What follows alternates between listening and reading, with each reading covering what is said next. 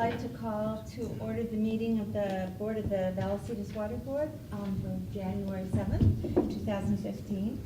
And to start off, I'd like to say Happy New Year. Happy New Year. Following that, I'd like to ask Director Hernandez to lead us in the Pledge of Allegiance. Be happy to.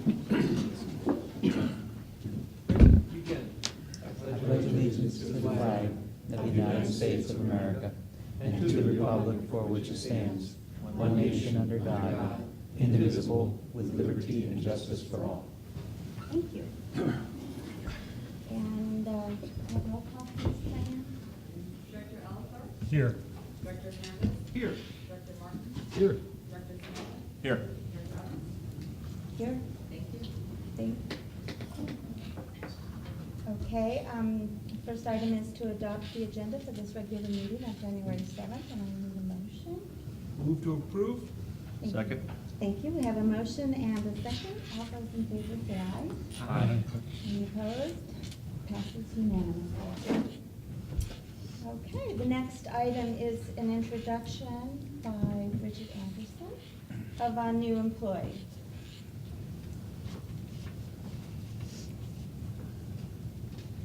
Thank you very much. I'd like to introduce Chris Robbins. He actually just started with us 2 days ago, Monday the 5th, in the position of Public Information / Conservation Supervisor, so you guys will get to see him, I'm sure. He comes to us from the city of San Diego, where for the last 25 years he's worked in their conservation department. And he's married to Jennifer. They have 3 children, 2 boys and a girl. And in his free time, he enjoys camping and coaching youth sports. And that's Chris. And cooking what? Coaching. Oh. Coaching you, not cooking you. What are you, hungry? It's a whole different skill set. I'm just a little nervous. Okay. Well, thank you, Bridget. Is there anything you'd like to tell us, Chris? I think the one thing I wanted to share was I've been working for the city of San Diego for 25 years. I live right here in Vista, right nearby, and so I've been commuting down on the coaster for decades, back and forth about 3 hours every day, and my commute time's been reduced to about 7 minutes. So that's a big deal for me, and kids and wife like it as well, and appreciate the opportunity to be here. Do any of the board members have a question or comment for Chris? Happy to have you with us. Thanks. Welcome aboard. We're looking forward to working with you. I'm sure, as it was explained, public outreach is one of our hot button items for this year, and we'll be working closely together, I'm sure. Great. Well, I'm delighted you're here and I appreciate your experience, and I'm sure we will put you through the test. So thank you so much. Thanks. Welcome aboard, Chris.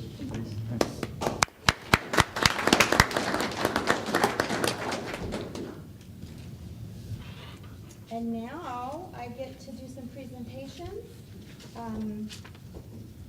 We can bring them all up or one at a time, but just a little background. The board may recall in September of last year, after the employees party that we had, the board has for the employees, we came back to the next board meeting. Some of the employees were brought up with some safety awards they had as far as the manhole and everything else.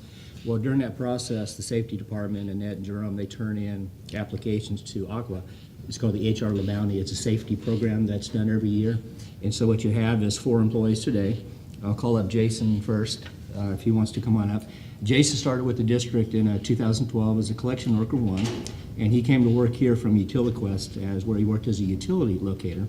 So today what Jason is being awarded a safety award for is part of a drop manhole device that they developed that makes it safer for the employees, if you'd like to talk about that.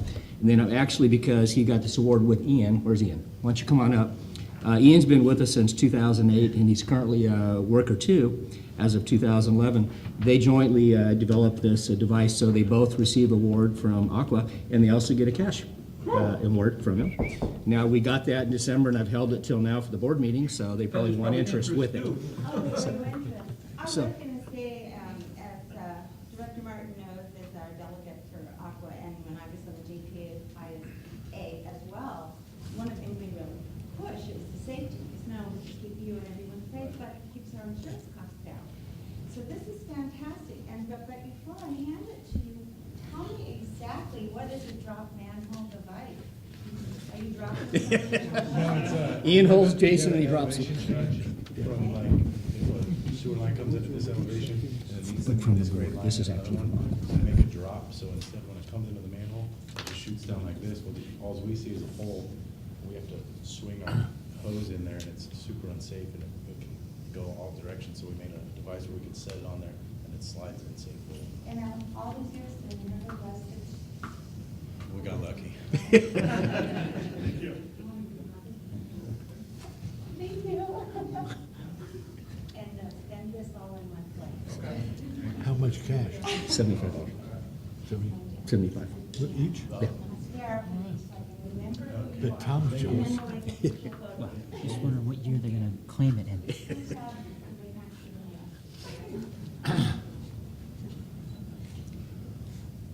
Thanks, guys.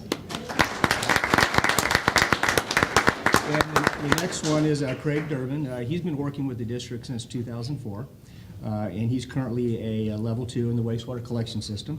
And Craig is being awarded the same thing from the H.R. LeBounty Safety Award, and this is for the manhole grate that the board may recall they talked about before that they put on top from the safety. So, Craig? Craig, if you're really good with leftover materials, I have a lot in my yard. And my husband would be thrilled if someone knew what to do with them. I think that's just like Thank you. so much. Your name is Rick. Thank you.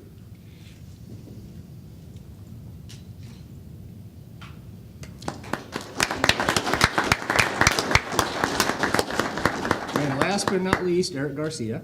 Eric's been with the district since 1892. And he currently is a System Collection Worker 3, which is a lead position to direct the crews. He was gone to that position in 2006. Eric is being awarded the safety award for the same thing, but his is the acrylic see-through protection device that he developed for the front. You recall when we have all the tours, we've got a bunch of 3rd and 4th grade kids. They love to walk right up to that hole. And we just don't want to lose any. So Eric is winning the award for the safety award for the acrylic manhole cover. And Eric, I saw that on my first one on the Water Academy tour, and I appreciate that I could look down and not be sure that because I would have said. Yeah. Congratulations. Thank you. So much.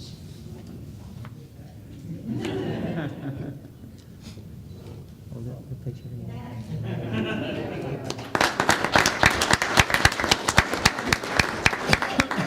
Thanks, guys. Before you leave, gentlemen, I would like to read a letter that we received, and I should have taken it down there with me. This letter was received the first part of December. Bridget received it and sent it through, and I know the board members have seen it, but I wanted to acknowledge yours in a public meeting, and it says, "Dear Miss Anderson, I wanted to let you know that my neighbors on Lorena Drive, San Marcos, living on a private driveway, would like to commend Supervisor Brandon McCory," I think it's Braden, and his staff for providing outstanding service in helping to resolve a sewer problem. He and his staff stayed through their dinner and left here about 7:30 p.m. yesterday. They are knowledgeable, professional, courteous, and just good guys, and a pleasure to work with. So please pass this information to them. And I want to thank you because we all know that the public often gets to see this district, not through the board members and the administration, but through our staff and our crews. And I appreciate that you're all professional and courteous and take pride in your work, and that someone, a neighbor of a neighbor, would take the time to write the letter for me is pretty impressive. So thank you.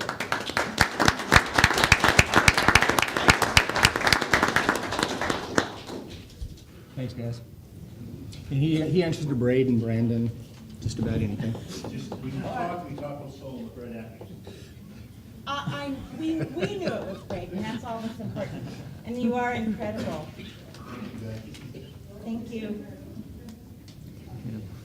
Okay, the next is oral communications and persons wishing to address a matter not on the agenda may be heard at this time. However, I don't believe we have any.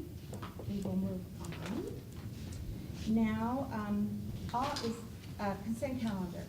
And all matters listed in the consent calendar will be voted upon on one motion. There will be no separate discussion of these items unless a board member or member of the public requests a particular item be removed from the consent calendar, in which case it will be considered under action items. Yes, Director Martin? 1.2. You would like us to pull 1.2? Thank you. Excellent. I forgot So- how we used to do it. If you just have a question, once you get a motion in a second, you can ask any questions about the items to save moving it to an action item. Okay, let's do that. Okay, so do we have a Motion to motion to approve. approve the consent calendar, and then we can discuss? Get a second, then you can open for discussion. Okay, please. Second. Thank you. We have a motion and a second. Those in favor say aye. Well, Discussion. just discussion right now. Oh, that's right.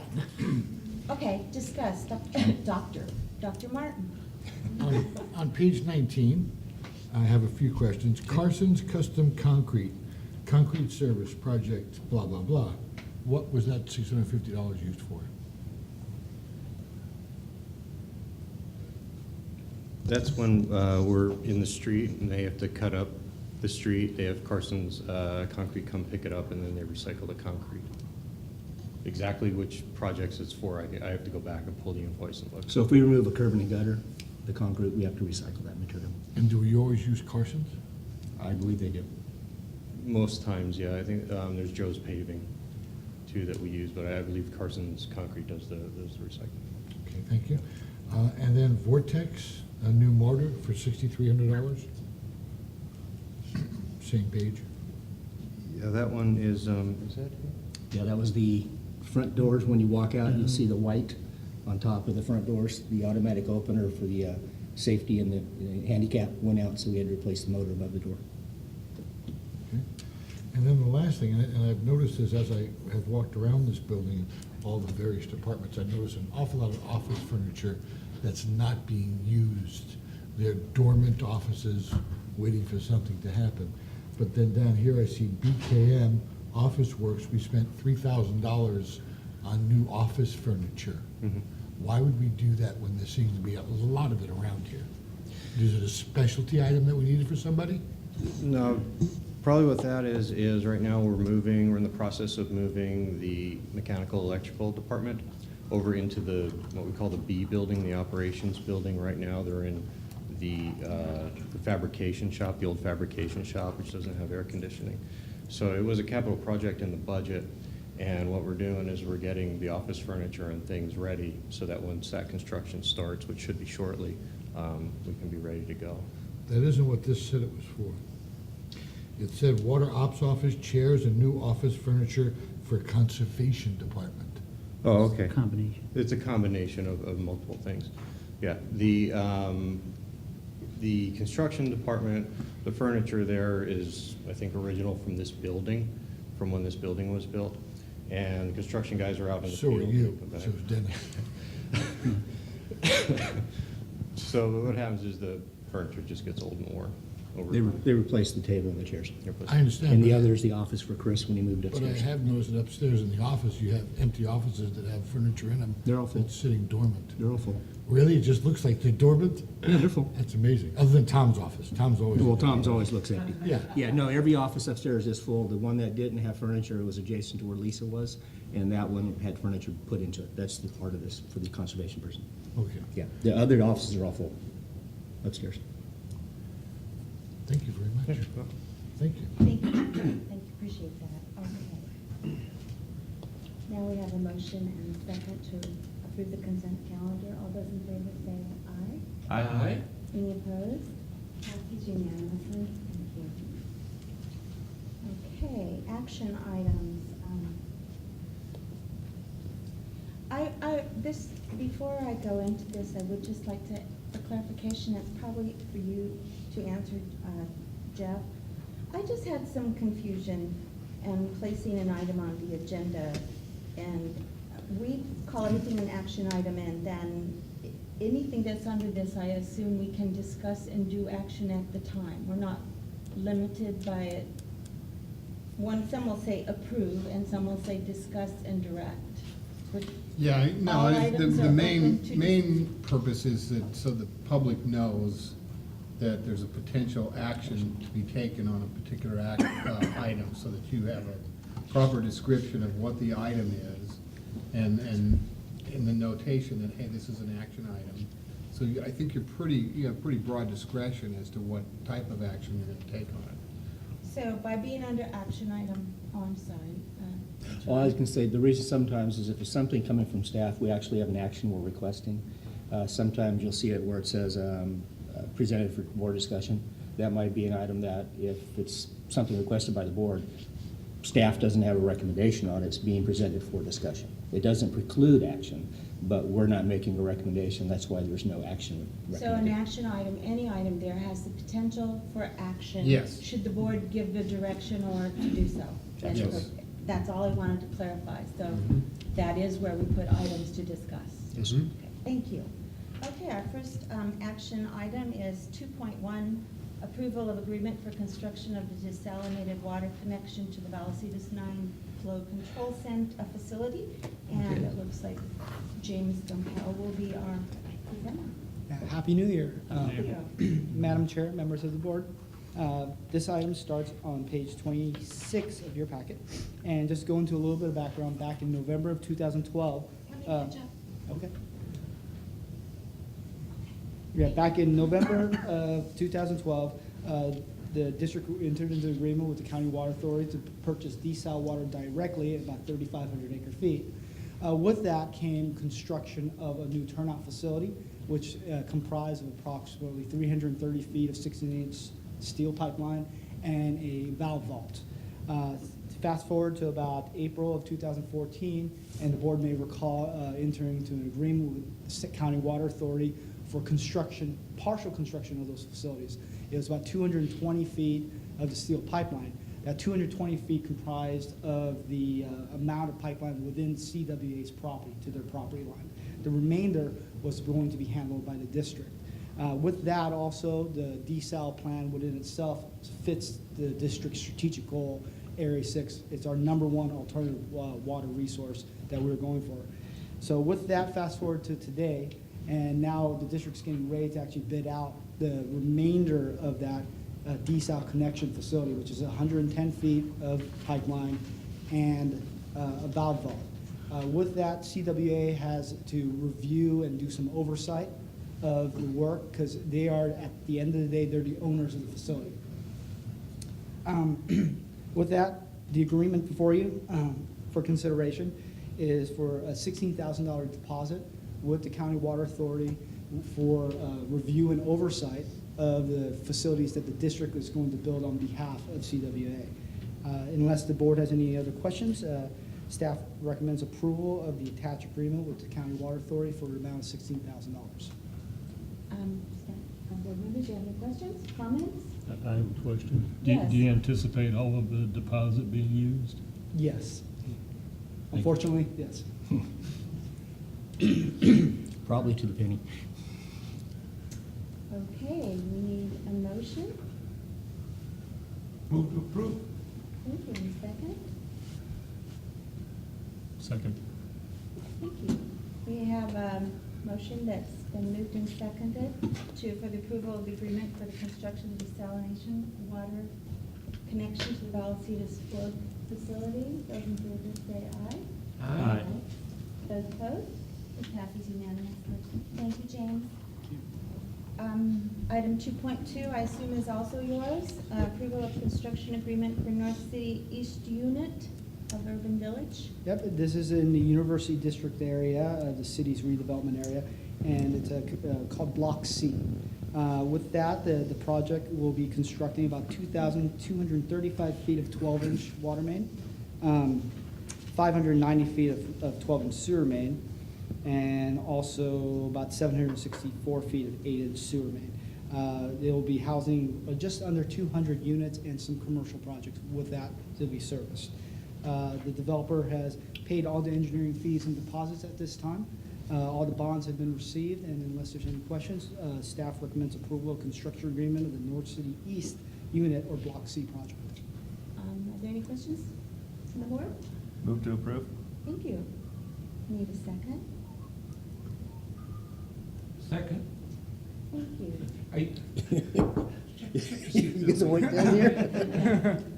I'm the deaf guy, and I was going to say, I know at the last meeting I threw out this great burst of knowledge that we did not need a second with a small board, and although that may be allowable, as our council pointed out, it puts us in a position of where we don't second it, and then it is confusing on what our real intent is. So second is needed, just to make it clear to the public, and thank you, Jeff, for explaining that to me. I just took their little snap remarks of, oh, nice little condensed version. So we have a motion for the approval of the construction agreement for North City East Unit. It's been moved and seconded. Those in favor say aye. Aye. Any opposed? Passes unanimously. Thank you. Thank you. Okay, next action item is 2.3, communication and outreach program. At this point, I'm not sure who's, it will be. Yeah, I'll just see if you don't mind, I'll lead in. You know, Okay. as the Okay. board's aware, we've been moving forward, and the contract was awarded to Katz and Associates.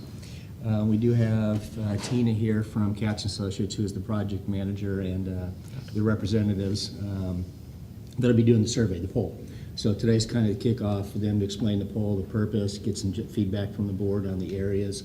They'll explain how it's going to go, the number of things, and everything else, and Dr. Parker's here. So with that, Lisa, if you want to bring them up and maybe give a little more detail and introduce them.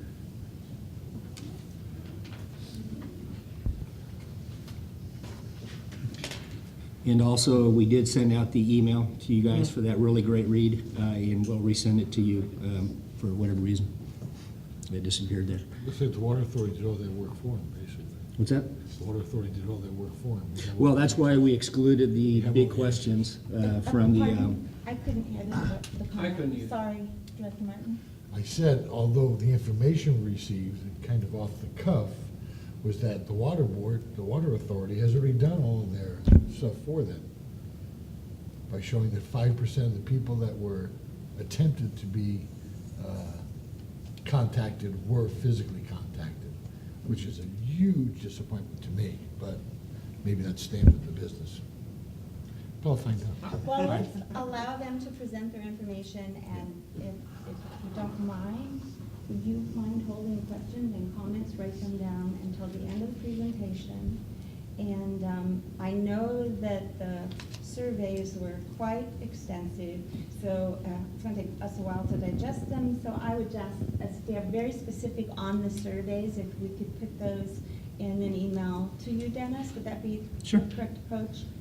And then when this comes up as not an information, but to do something with, we'll address, you guys will have a heads up on what we're curious about. Is that okay? Do you understand, board? No, I didn't, I'm sorry. What are we sending to Dennis as an email? There's Tonight's our 200 discussion here. Today is information and discussion, but we're not, so we're gonna ask questions, but I said, if you have very specific questions on the survey that we were just surveys of 200 plus pages that we just received yesterday, I alone have not had a chance to actually digest that, so I'm asking if you have specific questions that you give them to Dennis to give to them, and the next time they come forward, we'll all be on sync and have an opportunity to ask those questions. Just in case, I don't know if all of you have, but I haven't had a time I haven't looked at it. read it and formulate questions. So that was my only concern. And the rest of it, yes, comments and questions are more than welcome at the end. Thank you. Is it Madam President now? Madam Chair. Madam Chair, okay. Madam Chair, members of the board, and new member of the board, welcome. Dr. Richard Parker and his partner Lou Ray from Ray and Parker Research will be leading the survey efforts. And they are here today as a resource in case you have any technical questions about how the survey process works and what's involved and all those questions. Tina Malloy from Katz, Malott, I always get that one wrong. Tina Malott from Katz is also here to give an update on our updating our outdated outreach and communication program that furthers your strategic plan. So without further ado, Tina? Thank you, Madam Chair and directors of the board. Good to see you again. So as we set forth, we'll be doing monthly updates to the board, and as per our timeline and scope of services, the first task was our survey. And Richard and I have worked close together. He has the surveys that you received via email, that was the CWA and the City of San Marcos survey, and we'll be borrowing from that data to kind of augment our guide, basically moving forward for communication planning purposes. But we have a survey specific to Vallecitos Water District that we're working on. And so he and I have worked close over the past 3 weeks, and we're going through some drafts, and he's reviewed both of those surveys that you've received via email and pulled useful information. But we are also asking specific questions to our district. So I think as per the board discussed, we're reviewing 4 topic areas in the survey. We're reviewing Vallecitos customers' opinion and awareness of the value of water. We're evaluating the opinions and awareness of all of the breadth of services that the district provides. We're exploring attitudes and awareness of drought-related and conservation-related activities. And then we're also going to be asking a couple specific questions related to communication preferences specific to Vallecitos customers. The City of San Marcos survey had a lot of communication preference questions, and they gathered a lot of data. But since the district's boundaries expand beyond the City of San Marcos, we want to make sure that we are definitely testing our particular ratepayers. So that's the update there. Next week, we plan to have the draft to staff and then to the board shortly after. And also next week, next item on our timeline and scope of services to do a complete inventory of all existing communication tools and outreach strategies, and kind of analyze them for consistent messaging and different promotional items. And that's the update. If you guys had any specific questions in terms of the methodology of the survey, it's going to be a telephone survey. We're working on the lists, and so those questions can be asked to Dr. Parker if you'd like. If you would, Tina, why don't you go ahead and bring them up? Sure, Dr. Parker. I have a question for Dr. Dr. Parker. Martin Moynihan and Hernandez. Okay. Thank you, Tina. Please. Thank you. Good afternoon, everybody. Thank you for inviting us to be here. Hi, Doctor. Thank you very much for coming. Pleasure. I have a question for you. I briefly read the reports that we got from San Diego County Water Authority. That's the only one that I looked at. And I was, if I remember, you can correct me if I'm wrong, there were 120,000 people that they called, of which they have 5,000 responses. That seems like a very low number. Or is that normal in the industry, a 5% return? I don't know. Well, that's a very low response rate for the question, and I haven't looked at what they did. We did all the water authority surveys except for the last one since 2000. And we typically, we're really never that low. But there are a whole bunch of levels. First of all, you purchase phone numbers, typically is what they did. Then they just call them. There's a certain percentage of them that are no good. So I don't know whether that's included in that 120,000 or not. I'd have to go look at the report again to see. So those get eliminated. Then there are other numbers that people you don't reach. So they don't actually refuse. You try back 3 or 4 times, etc. Bottom line, it used to be relatively common that by the time you stripped out the bad numbers and stripped out the people who just never responded, you would typically be well over 50% in terms of responses. It's down in the 30s now because of answer machines and that kind of stuff. But again, if 5% is the actual percentage of people they were able to reach, that's low. That's low. And also in a culture such as ours in Southern California, I would think that at least one respondent out of all of those would ask to speak in Spanish. But yet, according to their report, not one person requested to speak in Spanish. Would you consider that rather odd? Well, again, yes. When we did it for them, and maybe Lou, you can remember, 8%, 5, 6. Spanish. Well, their report, none asked for it. Well, And it's not your report. Right. I guess the point that I'm trying to get at, and I don't know who you use for your phone banks. I don't know who they use, frankly, don't care. But there's 5 of us sitting up here asking questions. All of us can ask you the exact same question, and you will take it differently from each one of us as to how to answer the question. Sure. I've been told that I'm very aggressive. And there are people up here that, in my opinion, are You very... seem so nice are and very- soft-spoken. I try to be. I'm trying to keep myself in check. And I've heard some people up here are very passive. So the way questions are couched has a lot to do with the way the results Oh, you bet. come in on a survey. Oh, you bet. So your phone bank of people that you get, do you get students? Do you go to the unemployment office? You don't keep people on a full-time basis just doing these telephone calls. Well, but our phone bank company has people on a full-time basis making these. Okay, so your phone bank company does this on a full-time basis? Yes. And they have people that work 40 hours a week doing this? Yes. Okay, that's a good response. Did you have any other questions? Thank you. You've answered mine for now. I gotta save the rest for next week when we've had time to digest this. Sure. And I'll take a look at that study again.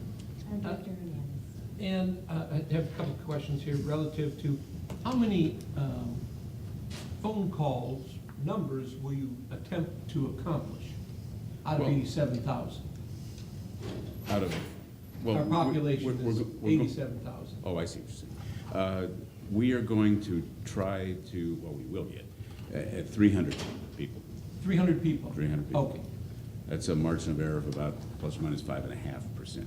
And is that a standard percentage to get a cross-section of the community, if you will? You know, it's all a matter of, short answer, yes. Okay. You know, 300 to 600 frequently. The reason you go up to 600 or so is when you want to make certain analyses by certain subgroups, certain ethnicities. You want to get enough, you know, Latinos or something to make responses. You want to get geographic distributions for responses. For just an entire area, 300 will give you about 5.5%. 300 to 400 should be a minimum. I'm interested because what I did not see, I don't believe I saw when I went through the San Diego County Water Authority survey, was there was no discussion of reclaimed water, direct potable or indirect potable. Are we going to have questions in our survey relative to those 3 items? Because it wasn't brought up in the 4 areas of discussion. Well, you know, we're still working on it, and I don't recall. It's going back and forth, and, you know, staff is looking it over, and staff's making suggestions as to what's to be included. So I think that that'd be something that the GM would be better positioned. Okay. Yeah, I'll go back and look, because again, the whole intent of providing Dr. Parker with the Water Authority one and the city one was, let's not spend money or beat up. You may recall the scope of the whole was cut almost in half by being able to use the other 2 surveys. I thought the Water Authority one did look at IPR and DPR. I'll go back and look, because I remember it was part of the conversation. They were trying to get away from that moniker that pretty much killed it, Yeah, right. 15 years ago. Yeah. But we'll make sure, because that is part of the whole concept, is what the Water Authority was looking at is, are they willing to consider alternate water supplies just because of the state? And all the ones we did for the Water Authority over all those years, reclaimed water was a part of it. Yeah, we'll go back, we'll verify that those And- questions are on and there. that's also because the city co-sponsored, and the city obviously very Yeah. much Yeah, invested, water City of San care. Diego very much invested in But it. I didn't see it jump out at me. I did see Okay. that they were very interested in local resources development, but I didn't see, and I didn't read it, I skimmed it. Every year they have, We'll make sure. they focus on a theme or two, and maybe Yeah. they had decided this Okay. wasn't it, I don't know. That's all I had. Well, thank you. Any more questions? Just to Yes. echo what Director Hernandez said, I would agree with him. I would like to see some questions in there regarding direct and indirect. But I also would like to see, try to gauge the opinions regarding desal as well. Everybody I speak to out in the community seems to be very popular, but I'd like to just confirm that as well. If you can be mindful of that. We've done a lot of that for OTI in particular. You bet. Thanks.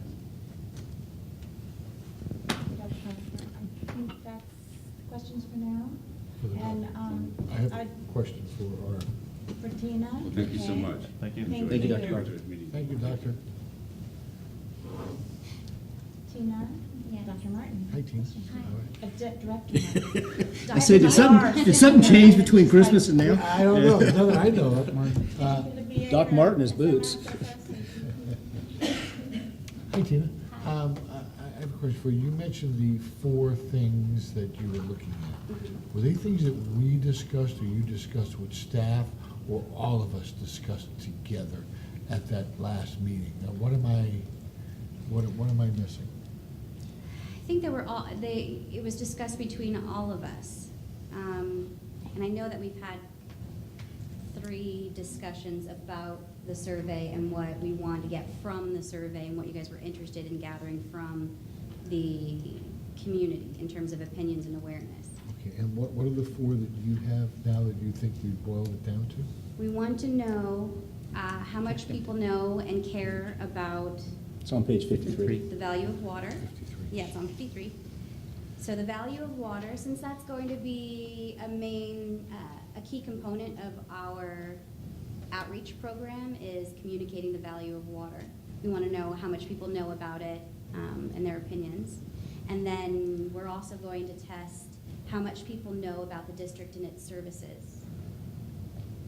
And then we're going to test or explore perceptions pertaining to conservation, drought-related issues, alternative water resources. And then we're also going to explore communication preferences. Was there another general area that you would like to explore that's not included in that list? Yeah. Okay. I'd like to see, that's me personally, it might not be the whole board, I'd like to see, how's Vallecitos doing? Do you feel they're doing an adequate job, a better job, a wonderful job? I'd like to find out what people's pulse is of what Vallecitos is providing today and what their feeling for the water company is today. I would most definitely like Okay. to see that. We can absolutely include a couple questions, more customer satisfaction oriented. Only if the board concurs would I like to see that, but I would like to see what people's feelings are of the board. The city did that, not of Dennis, of this board over here. I know you keep looking at Dennis like, is that okay, Dennis? Is that okay, Dennis? And I'm saying, look this way, because I'd like to see what the board has to say, if they think that's valuable. I don't know. We can't have a conversation about this except for these meetings. Gotcha. Because we can't talk outside of it. It's a Brown Act violation. So in order to have these conversations, they have to be held here and not emailing Dennis after. So my question is again for the board to answer. Thank you. Do any of you have a comment in response to Director Martin's wish? I personally assumed that was part of the awareness of the breadth of service the district provides, because that was my assumption. If you're going to ask them what they know we provide, you're all going to want to know the quality. But if that's not in there, I can certainly understand where Director Martin's coming from. And I don't know how you feel. Cornell? Well, I'm sure there's an area that it could easily be, I mean, we're not talking about, 25,000 questions about it, but there's certainly an area that we could drop a couple of these in, the ones, and this time Tina brought it up, water resources relative to reclaimed, indirect, and indirect. So I think it would be appropriate to get a pulse beat as to how we're doing. Because it's interesting. 4 years ago, our level was about a C from the people that I talked to. And now with fires and the drought, I mean, we're a B+ and moving to A+. So it'd be good to confirm just that. Excellent. And Yeah, and what Director Martin is correct. I mean, the 4 categories are very broad, but you are correct. It's, when we talk about the breadth of services provided, is how do they feel? Are we doing a good job? What do they think? But that's all inclusive in there. And again, that's the purpose of bringing this to you today, is because of the fact that this is something the board wants to be intimately involved in as it moves forward. I don't have any tool to work on it in between board meetings. So I have to get my direction from you guys at these board meetings. So that's the purpose today, is if there's a topic that you want us to throw out or a few questions, that's what we're here for today, is to get that feedback. Thanks for the clarification, and Director Sonella. Yeah, and I would agree, I would like to kind of gauge the pulse as well. And I think if, and probably could get it captured in either one, categories 1 or 2. And I think if there are, any negativity or negative thoughts regarding the services of the district, some of it may be that they just don't know anything about the district other than they get a monthly bill every month, and who likes that, right? And I think since we're putting such a significant emphasis on public outreach and informing the public exactly, or at least more of what we do as an agency, it would be nice to have some starting point data that if we so choose, when this is all said and done, we can go back and re-pull and see if we've moved that bar at all. Yes. I do have, how many questions do you believe the survey is going to have as a total? Right now, we were approximating 12 to 15. 12 to 15 questions, and 12 to 15 minutes. 12 to 15 minutes to put in as many of the questions as you have. Is that, I don't quite know, I didn't get the methodology. You're gonna call me on the phone and you're gonna say, we'll do a survey, and I got 12 to 15 minutes. You wanna take it, yes or no, and then you read off the questions. Generally, that's gonna be the case. And will we be able to see the questions that could be asked before they're actually sent out? Yes. Absolutely. They'll be coming back to you to approve before we do the survey. Perfect, thank you. Did you have? Yes. I have something else that maybe we could have pulled out of the San Diego You County need Water. to speak up for me, I'm so sorry. Yeah, you really do have. No, you're, In my own you time. need to be aggressive. Yeah. I'm trying to be a gentler, oh, now I broke the microphone. Oh, sure, there you go. Buy some new ones, charge it to his department, because he got new furniture. A question, the number 2, options and awareness of the value of water. Opinions and awareness of the value of water. Opinion, sorry. Yeah, what's that gonna tell us? Conceptually, a question like, do you consider potable water to be a valuable public resource? Rate that in comparison to how much you value your cable or your electricity or other public services. I understand, but I don't know an answer to that tells you anything. People know without water you die. I mean, I'm just saying, I don't know that, to me, it's like that's a whole category that it seems like opinions and awareness. Opinions, I think, are very good, but awareness of the value of water, I don't know. I'm just bringing You'd that be up. surprised what kind of interesting responses you get when you ask somebody to kind of rank in importance their public utilities. Cable, SDG&E, water. Sometimes water will fall down on the spectrum because they haven't been educated on how scarce, precious, and valuable it is. So what that would tell us is that people aren't educated on how valuable water is. And that would be able to guide our planning process and messaging process for the outreach program. You know what I mean? I understand what you're saying. I guess my question goes deeper because the answer to that doesn't really tell us what to do at Vallecitos. It's more of, well, they only thought it was a 2. Well, what does that mean to us? What are we not going to do because they only think it's a 2 instead of a 1? It's an esoteric question. Right. And I think that's where we come in, is we take that data and apply communication strategies that will help speak to that data. It's not the survey's job to tell us what to do necessarily. It's the survey's job to tell us kind of what it's like out there, the environment out there, and how people are thinking. If I may, I know you'd like to ask a question, but in that sense, is a survey, a survey really tells you as best as you can guess what's out there, and then it will become responsibility of the board and you together to decide what we want to do with that information. So if it turns out, and I'm guessing, if the awareness of value of water was at a 3, and the board sort of felt, well, that's okay, then we won't worry about it. If we felt it we wanted to make people more aware of water, then the focus of our outreach could be directed specifically to what it is we want them to know about water. Is that Absolutely. how it works? Absolutely correct. Okay, and then Director Sinella has a question. I just also wanted to clarify on page 54, the following page, is that sort of the plan of action? So we will be expecting an opportunity for input on this on the 21st. Did I read this correctly That's or correct. not? That's correct. So this will be coming back on the 21st, and at that time, the board will have an opportunity to see what the questions are going to be. Yes. And then we can get very specific at that time. Okay, I think I did not understand that, but now that I do, that helps me out. And Director Sinella, thank you for letting me Sure. jump in. And it kind of led to a second question too.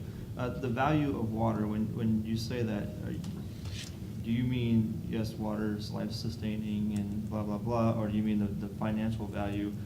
Is the customer getting enough bang for their buck, reliable, Second. quality water? So it's the second, okay. That's what I thought. Just wanted to clarify. This is kind of more maybe a challenge, I guess, and maybe something for you to kind of take away and think about. And I can't, and I've been trying to as we've been sitting up here. But I'd like to try to frame a question and get the pulse of the public's view of future construction and dual plumbing. There's some projects here in San Marcos that the developer has dual plumbed on their own. If we're gonna go down that road in the future with recycling, obviously there's a cost associated with that. And I'd like to try to gauge the appetite of the consumer is it important enough to them, is water recycling and water conservation important enough to them to pay more for construction of future homes and whatnot, businesses, dorms, you name it. I don't know how to frame that question, but you're the expert, so if maybe you can take that away and kind of give us some thought and in the future come back to us. Mhm. Yeah. Okay, is there any more? Ben? Not? Yes? Thank you. Thank you, Tina. Thank you. And there's Look no forward to action seeing required on you that, that's at just the an next update. meeting. Pardon? No action required, that's just an update to the Okay, board. okay. And all of those dates, those are the dates that we're projecting coming back to you with each of these tasks to complete for the board review. Thank you. Okay, just a quick question for Yes, clarification. Director Martin. Is that under action items? It's under action item because it's not a consent calendar. It's there for note. You don't have, if something is under action, you don't have to take action. It just allows the board the flexibility that you can discuss it and you can take action as needed. If it was consent or it wasn't on the agenda, then you get into the issue of trouble of talking about something the public doesn't have the right to know ahead of time. Or if it's not there for action, you really can't take action on it. So that's all it's for. So theoretically, we wouldn't do this, obviously, but theoretically, we could have changed total direction, what we wanted to do on this tonight, and would have been okay. Absolutely. Because it's under action items. Absolutely. Anything under an action item, you guys have the authority to discuss and move. And again, sometimes the recommendation, it depends on how it gets on the agenda.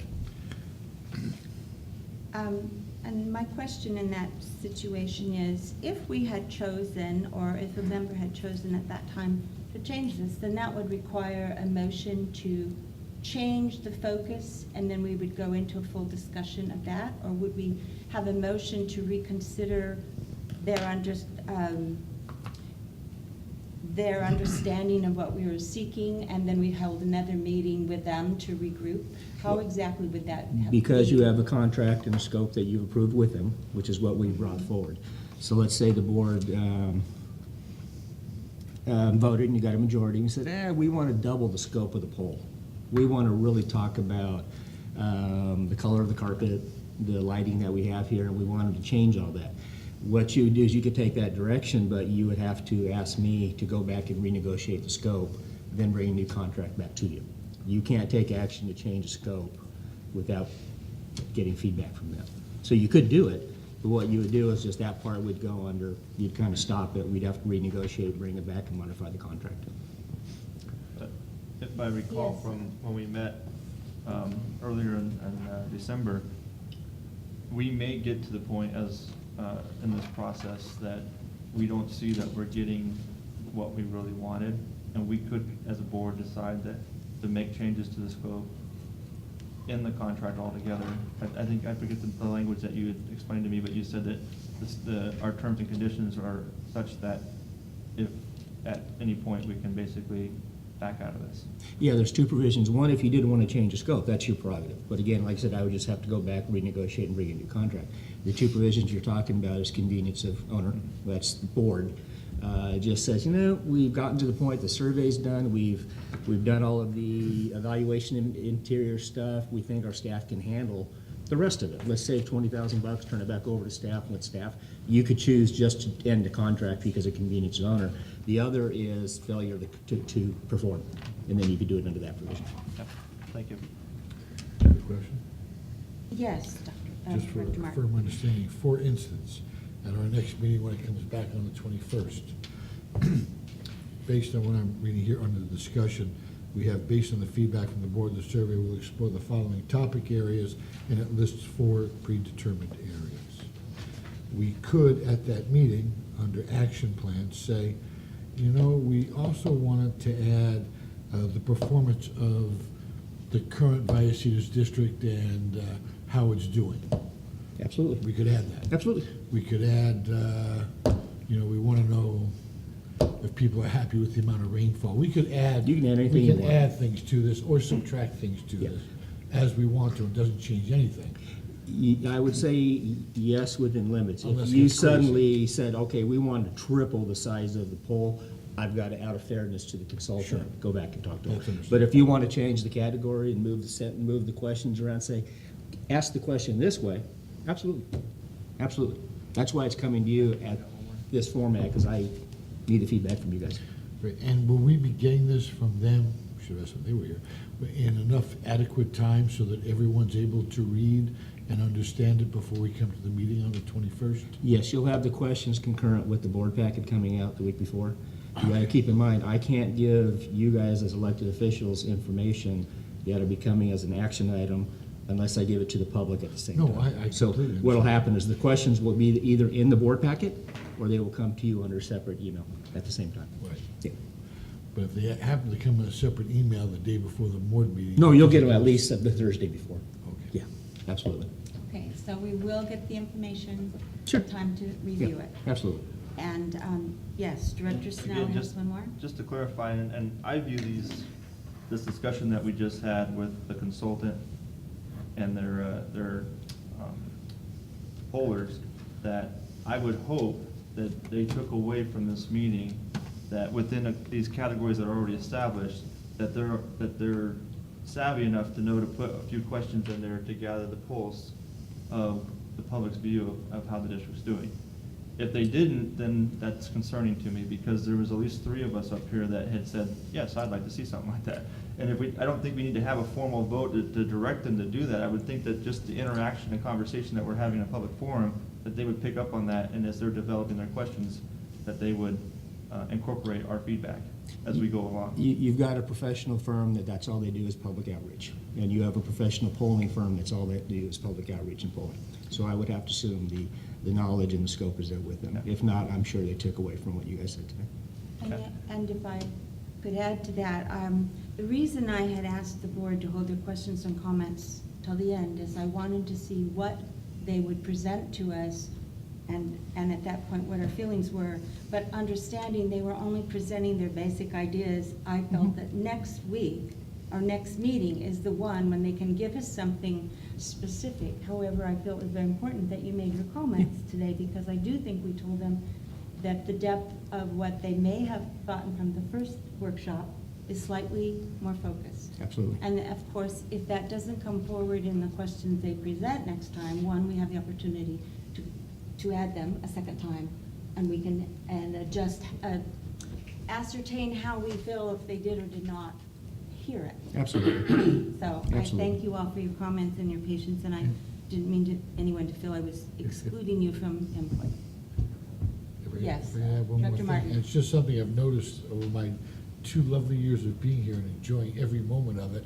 And I've learned from all of our, and we have really great staff, that when they're nervous or they're unsure, they dart their eyes over at you, Dennis. Absolutely. Instead of answering the question that, and I just noticed the consultant doing that. Almost every question was asked, they looked at you and it's like, do you realize you're supposed to be working for us? Give us the answer. Don't look at Dennis for an answer. I mean, I'm just saying, something I mentioned to Tina, it's like, we're asking a question, give us an answer. Don't wait for you, we want her to answer us. We know what you're gonna answer already. But thank you, I just mentioned. Thank you. Okay. We will now move on to action item 2.4, review of ordinance number 190, business of the board. It begins on page 55, goes through page 62, and I believe this is on the board at the request of, was it you, Director Sinella? It was. Just to lead in quickly, it was requested by Director Snella, and as part of the request, you asked for the last couple of years of dues, so we provided that table on page 2. I can't hear you either, I'm Oh. sorry, Dennis. Must be the weather. It's the new year. It's the new year. My ears So are page over. 2 of the staff memo does include the dues to those organizations that we've paid. And just to clarify, we couldn't come up with a good way to really state it when John pulled this together, because Director Snell had asked if there's different levels of participation in these organizations. So when you do note that it says under the method, it says fixed or variable, and you put a footnote, variable doesn't mean the level that we can join in. Variable means it's based upon your water demand the last year, or your sewer flow the last year, the number of EDUs the last year, or something like that. What That's page what it are you means on? by variable. Page 2. That's on page It's on page 56. 56. Yeah, I did look at that, Dennis, and thank you.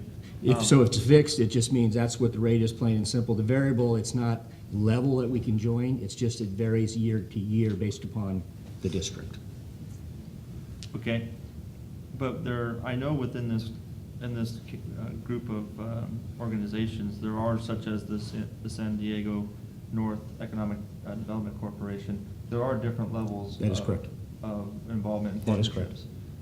So is there any information on that, or are there others that also have other levels of partnership? The only one that I'm aware of is the San Diego North Economic. I did reach out to them, I didn't get any information from them on that. They were supposed to send it to me, there's nothing on the website. It indicates you can join at different levels. Let me go back in history just to tell you how we got to the 500 and the 1,500. I think it was 2 years ago when SMEDEC, San Marcos, SNEDEC, San Diego North Economic, it was brought up by the board of wanting to attend. I can't remember if it was Director Hernandez or Director Martin, I think it was Director Hernandez, wanted to attend because he had gone to the luncheons free as a guest. You can only go once or twice to the club without joining. There was quite a discussion at the board as to the value of joining SNEDEC or not joining it. The way we kind of resolved it 2 years ago is I said, you know what, the policy allows the manager of discretion to join other organizations to see if it's worth it or not. I believe, I can't remember if it was Director Martin or Director Hernandez was our representative last year. Was it? Dr. Martin? I think it was you. I was last year. Yeah, I think it was Director Martin last year. So we just did the basic, get in the club, get in the door, and the 500 was sort of the cheap version to get in. It was 1,500 the next year. That's kind of the basic entry level to go to the lunches and do some of the basic stuff, but you don't get some of the other things, which I believe it just puts your name in. I went through, I've got a list of the stakeholders that are currently joined, but again, they don't list on site, and I reached out to them to send me the price listing for what you get. I just didn't get it in time. Okay. They're the only organization I know that has a different level. And since I was appointed as, lack of a better way to put it, as the board's representative, the delegate for them, I have met with them since that appointment, and I got a little bit of information that I'll be sharing tonight as well, so that'll help with that. And then the other reason why I brought this up is I know that there's a lot of other organizations within the community that over the last year or so that I've been on the board, some of them have come up for getting more involved with and supporting. So I wanted to give the board an opportunity just to look at this entire group of organizations that we currently sponsor. And part of the reason my thought process on wanting to identify if there were different levels is once we've had a chance to go through this, my goal is to perhaps consider adding additional organizations, but maybe changing the level of participation within other organizations to try to accomplish what I'm trying to achieve without spending more money. I don't know if it's possible, but I figured, hey, let's at least try, right? Yeah, all of these are fixed. There's no varying level of participation. The only one is SNEDIC. Okay. Well, at least we tried. No, I agree. That's why we went back and looked to make sure at your request. Yep. And then organizations, directors, no, just so you know, this is purely a board direction and policy on any organizations the board wants to belong to. The policy identifies that if it's listed on ordinance 190, or if we modify it, if it's listed, that it authorizes travel and expenditures, and it also authorizes per diem unless it's stated separately. So that's the purpose of having it in the policy. And all of this arose in large part after 2006 or 2007, when they passed AB 1234. Because the law now requires that you can pay compensation for attendance and reimbursement, things that he outlined there, at occurrences not specified in a subdivision above, which is basically the meetings of the board, committee meetings or the meetings that you get compensation for, only if the governing body has adopted at a public meeting a written policy, which is what this ordinance is, or this reso is, specifying other types of occasions, and this is kind of the, whatever this means, that constitute performance of official duties for which a member of the legislative body may receive payment. So as you go through this and you add new organizations, kind of be thinking that I'm there in my official capacity as a public official. So though that's what this is all, that's where this came from, basically. Makes sense. So I'm sure the other board members have some feedback on this as well, but I'll kind of start us off on the SD North EDC, since I was recently appointed to participate in that organization and represent us. I did notice that in 2012 we had the little starter membership, and then we went to a little bigger membership in 13, and then it dropped off in 14. I for one believe that if we're going to consider them as one of the authorized organizations, and we're going to appoint a board member to represent us at their meetings, we should probably join the organization at whatever cost that is. And further, since there's variable levels of participation, I'd like to ask staff to really take a look and try to gauge the value in the different levels. There's another water district, Olivia, that is at the board level, which I believe is $10,000 a year. It's $5,000 up front, and then it's another $5,000 worth of purchasing of tables at their events and advertising and stuff like that. So you get something back for the. If I might, they also did that because you had to join at that level because Kim was the chair. So to be at the board level or as the chair, you had to join at that level. Yeah, and I've played phone tag with General Manager Thorner. Okay. And we've left each other a couple of different messages. But I did want to get her feedback. Is she getting any value out of it? Is her water district getting any value out of it? From her last message that she sent me, she seemed to think that they were. And knowing her, she's pretty savvy GM. I don't think she'd be investing the money if she didn't. I also got, they put out a nice little publication, and I was looking at some of the other groups that were in at that level, so if you can take this into consideration as you do your research. But certainly there's other groups out there that I think are taking a proactive and leadership role in this, not just the Olivia Water District, but you have other groups that are comparable to us, like Tri-City Medical Center, Camp Pendleton, the City of Encinitas, the City of Oceanside, and there's California State University San Marcos. So it's not just businesses and corporate sponsorships that are getting involved in this, but there's community and different agencies that are also getting in and kind of taking a leadership role in this group as well. So that's something I certainly would like the board to consider, and we don't have to make a decision on it tonight. Maybe get some more information if staff can do some research on that. But at the very least, I think we definitely should join the organization, and if there's a cost associated with that, so be it, if we're going to have somebody that's appointed to represent us at their meetings. Okay. Any comments or questions? Yes, Hernandez. Actually, and it was me, I was the one that was over there a couple of times and finally, I was told, you need to join the club. Showing up. Okay, fine. Freeloader? But we got in on the cheap because of the year-end special or whatever the heck it was, and then the following year, and it really did. I did see a value, in being present, letting some of the information that was delivered was very pertinent, and the president, and Vallecitos as the representative being present, I think that was beneficial as well. I would have a hard time supporting a board member level at the $10,000, if that's what I heard correctly, supporting that, but the standard entry level and participating or having our representative participate and then on an individual basis, which I believe the policy allows us to accomplish if we see there is an event that would be beneficial for the board to either undertake a table or individual memberships. We could do that on an individual basis, but a $10,000 bite would I don't think I could support that. Yeah, if it is an organization that's listed here, the way the policy is written is any board member is allowed to attend that function on behalf of the district as a per diem. All right. Yes, Director Martin. I guess my question would be, I see both sides of it, but I think I have always, maybe incorrectly so, held a Levenheim as the gold standard. And usually when I ask for things, I say, well, what does a Levenheim do? What does a Levenheim do? And it's kind of curious to me that a Levenheim board says, yes, you should belong to this, and we should pay the money, and Vallecitos says, nah, probably not. And I know that there's a relationship between the two general managers that they should know whether it's worth it or not. I'm guessing, but they both might have their opinions, and you are our general manager. I do think, and let me disclaimer up front that I do currently work for the Chamber of Commerce.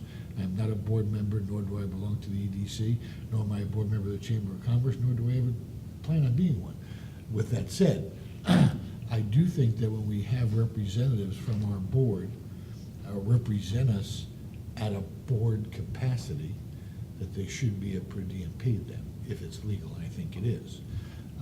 And therefore, I think that if either one of them does join a board, that the per diem, they're representing us, that the per diem should apply to them, if they're a board member. Not just for going to lunches, not just. Board member on that organization? Yes. Gotcha. Yes, a board member on that Gotcha. organization. So if they're a member of the board of, and I do work for the Chamber of Commerce, but I have nothing to do, I don't get a percentage.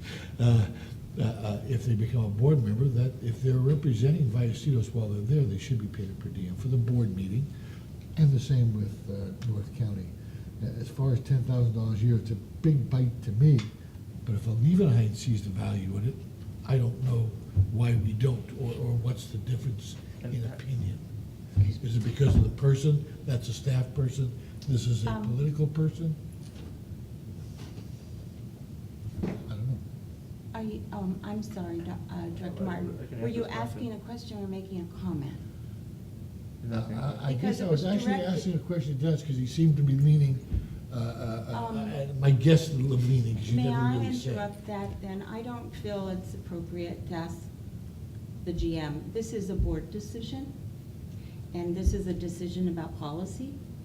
And at this point in our policy, we have told, we as a board, in what is currently in front of us, we have agreed that San Diego North Economic Development Council is worthy of sending someone there who is paid per diem to do so.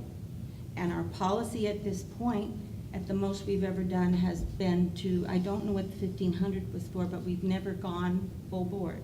And I think personally, and I'm sorry to have interrupted you to say this, that's what the issue is in front of us. And I personally don't care. I care, but my decision is not going to be based on what Oceanside, a Levenhain, or the Water Authority is doing. This is about our district and our ratepayers' money and our fiduciary responsibility to it. And my first thing is, I agree there's some benefit to anything we want to put on here, but is it a direct benefit to our ratepayers? and the fiduciary responsibility of this board that we join an organization unless it is truly applicable to the functions of what we do. And I have boundaries at which we could be in everything and we could advertise in everything, but I'm not sure the ratepayers are making any money back on that. So this to me is a policy issue, and I apologize for jumping in as the chair to do that, but I don't want us to get off for 3 hours on the wrong thing. So I would like to return to, if you, Director Sinella, would like to present or ask staff to present the benefits of our belonging to San Diego North Economic Development, which you suggested, then I would suggest that you present that, have it presented either with your connection with him, if that's an approval with the rest of the board that he did, or have them do it. Lay out what the costs are, lay out what the values are, and lay out what we're talking about. And we have a responsibility according to our policy. I read this several times, and it says, the best interests of the district, its constituents, to maintain memberships in affiliated national, state, and local organizations which have applicability to the functions of the district. And I would like to know whether it's any of them on here. I want us to be able to say to any one of our ratepayers that we believe this is directly affiliated with the function of it, that we, and on one of the pages it says, have as a significant and meaningful link to the purposes, policies, and interests of the district, or serves a benefit to the district and constitutes the performance of official duties. And that's what we need to address is it, we have a policy, and we can't just vote on things and put them on there unless we can say it meets what our policy says.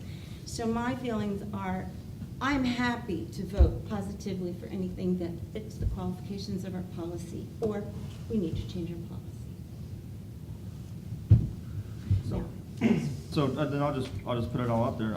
I do believe that there's a direct correlation between public policy and water policy.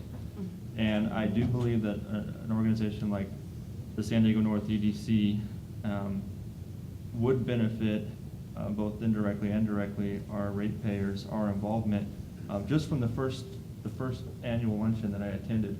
And I can't tell you how many times, and Director Martin was there as well, but at least a half a dozen times that these business leaders in our community had talked about water and talked about having to reduce their water footprint.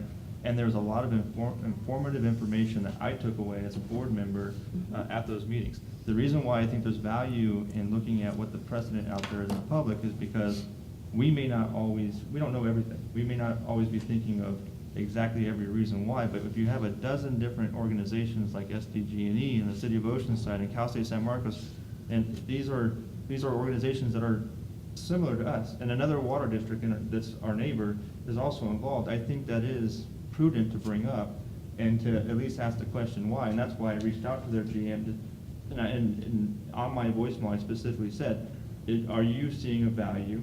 Is it worthwhile or not? And either way, please get back to me and let me know. And she did get back to me, unfortunately not in person, but on voicemail, and she did absolutely, in the affirmative, thought that there was a value there. So I don't think that's wrong to at least take that into consideration as we decide what we're going to do. I'm not saying it is wrong. I'm not trying to say that. I'm asking you, Director Sinella, to put forward a full report on what it, not just say, people asked me. People asked. I personally, I'm not remove the personal, but I do have to kind of keep it to myself. Sure. SDG&E, Tri-City Hospital District, I forget, no, I'm not going to talk about Camp Pendleton. Camp Pendleton. City of Oceanside. City of Oceanside. Most of those organizations, particularly Tri-City, SDG&E, they're for profit. I understand. And they are out looking for people and there's choices. In Vallecitos Water District, we do not have choices. They are either going to get their water from us or they're not going to get their water. So although I believe we need to be, you're right, we should be very much aware, and if you go and you attend the meeting and you find 4 businesses or organizations that are looking for help with water, then I think the responsibility is, excuse me, for you to come forward and have our outreach go out and take care of it and help them solve their water problem, particularly if they're in Vallecitos.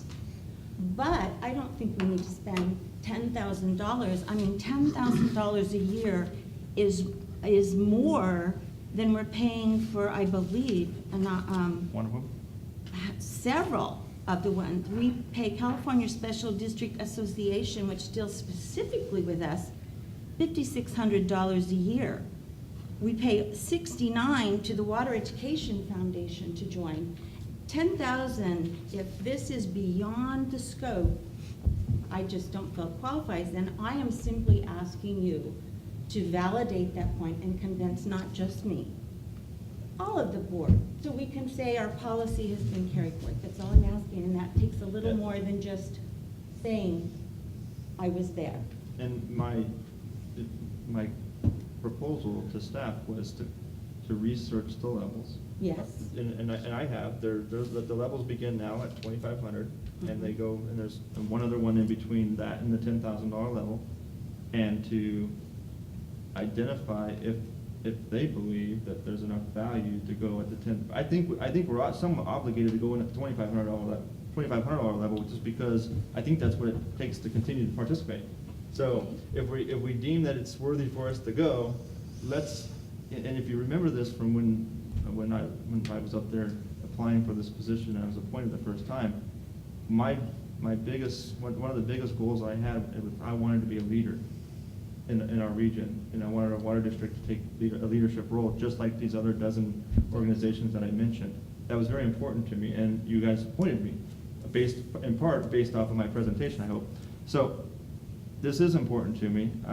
I guess I don't think I'm going to come back with a formal presentation for you on this, but I guess I'll go ahead and just make a motion right now and just I'd like to make a motion that to authorize staff to work with the the San Diego North EDC to come up with a partnership level somewhere between the $2,500 level, which is the entry level, and the $10,000 level, which is the max, and cap it at 10,000, not to be more than 10,000, and to at least get us to be in the club, if you will, or as part of the group. Okay, do we? I'll second that motion. If I might, I'm not quite Yes, sure. I heard your second, Mr. Martin. I'm not quite sure why there was no Martin. contribution this year to be in the club. I just asked Tom that, how come we didn't have a 2014 payment? I'm not sure. So the intent of when I told the board I would join, we would join at the minimum. It used to, the 500, as Director Hernandez said, that was the end of the year. Come on in, guys. We'll let you pay for the last month. We did pay the 15, which the minimum, apparently the minimum is now 25. If we would have received the invoice, I'm not sure why we did or didn't pay. We would be paid in at the club, at the entry level. I will tell you that. But Okay, if I listen. might, to go back to what Director Evans said. Part of my motion is to do some research as well, to find out is there enough value to, in your mind, because you're staff, you're here full-time, to join at a higher level. If I might, that is not the general manager's call. This is a policy of the board. What I'll bring forward to the board is, here's what you get at 25, here's what you get at 5, and here's what you get at 10. My value, I've talked about San Diego North Economic for years to the different people that are in it. Again, this is a policy decision on behalf of the board at what level you want to be in. I'm not going to make a determination of the value to you as the elected officials on the value to you. Okay. Then can I revise my motion? You may amend your motion, yes. What would you like to say? Okay, since I have no other choice, I would like to move that we join the San Diego North Economic Development Council at the board level. At the board level? $10,000. At the $10,000 level. Do I have a second? I'll amend my second to second that for discussion, if someone else may talk. Well, I'll Yes, begin. Director Hernandez. And having been involved, and I do appreciate Director Sinella's discussion relative to the leadership of the board and its participation in our community. I just cannot support a $10,000 level at this time for this particular organization. Yes, Director Ellingworth? I guess I need more information to make a decision on what you get for 2,500 versus 10,000. There's not enough information presented today to cause me to choose what level we should be at. Somehow maybe we can get that information so we can make a more informed decision. Okay. Director Martin? Thank you. First, I want to go back to the admonishment for me asking staff a question. I didn't appreciate it, nor do I think it was noteworthy, but I'm going to bring it up because I think it was wrong. But when I choose to make a decision, I ask many people, and it might be staff, it might be a guy walking down the street, it could be anybody in the community or outside the community that I want to ask a question to get some feedback to help me make a decision. And tonight it was staff I was asking a question of, and you told me it's a policy decision, therefore I can't ask questions? I didn't understand that. I But apologize. we'll get beyond that. I think that Mike's first motion, very good, very thoughtful, and after hearing from another commissioner, understand that more information is definitely needed, and staff can acquire that for us. However, I felt that he was being pushed, bullied into having to make a motion, and I think that was, again, inappropriate, but I wanted to second his motion to show support for the thought process that he has, which I think being more involved is, and I do know that another water board has done it, and we have held them, at least I have, as a gold standard. So there must be some rationale thought behind that. I don't know what it is. So I was asking Dennis, maybe he knew more about it. And then the admonishment came, so I was shut down from doing that. So I would prefer to see the motion maker going back to his original motion to gather more information and make a firm decision on the 21st as to where we wanted to go with this as a policy board. That's all I'm saying. Thank you, Director Martin. I apologize if you took it as an admonishment. I felt you were asking our manager to give an opinion on board policy. He can speak for himself next time. He's more than capable. I'm not sure the parliamentary procedure here. We have a motion and a second. Do we need to have it voted on because that is what is in front of us, or? Okay, we vote on it, okay. You can call for the question. I'll call for the question then on the motion that is in front of us, which is we join the San Diego North County Economic Development Council at the $10,000 board level. All those in favor say aye. Aye. Aye. Those opposed say no. No. I make a The motion. Excuse me, the Make a- motion failed. Yes, Make a Director. motion to direct staff to come back with some more information so that the entire board is familiar with what it is, what it does, what the benefits could be to our constituents, so that we're all informed of that information to make an intelligent decision, yea or nay. Second. Thank you. We have a motion and a second, and all those in favor, say aye. Aye. Passes unanimously. Thank you. I got a question. I mean, how do we even know that the first motion failed? Because Did it you just do had- it off of voices, or? 3 noes. We could. We can do a roll call if you'd Let's like. do a roll call vote on Roll that, call because it was a little confusing. It Yeah. probably would have been, we need to have on the record how each member voted, okay? Perfect. So do we just do Just do a regular voice- roll call. A roll call vote on Yes. the prior motion? Yes. Director Ellingworth? Yes. No, No. not this On one. the original motion. On the Original. original, I should have clarified that, on the motion regarding joining the organization at the 10,000 board policy level. Director Ellingworth? No. Director Hernandez? No. Director Martin? Yes. Director Sinella? Yes. Director Evans? No. And do you need a roll call That on? was unanimous. It was unanimous. Okay, are there any further? If I might, before I move on to that, Director Hernandez, at the last time when this was asked to be brought forward, part of the ongoing conversation with ordinance 190 was also the Boys and Girls Club event. Yes. Yes. That's one I was going to bring up. Is, again, my reasoning is to be part of the community, to be out there amongst them. I would like to move that we add as a single item the addition of the Boys and Girls Club auction table purchase for the annual auction. Sorry, that's a terribly worded motion, but you get the drift. Would you like to take a second and I would move that we, restate? I would move that we add the Boys and Girls Club auction to our list of approved organization events annually that we participate in. A second and a question? Yes. That's not to include per diem, that's just for the event table. Just the event, no per diem. Right, because it's Correct. If I could clarify, are you looking at just attending, or are you looking at purchasing a table, which is the last year's conversation? Purchasing a table.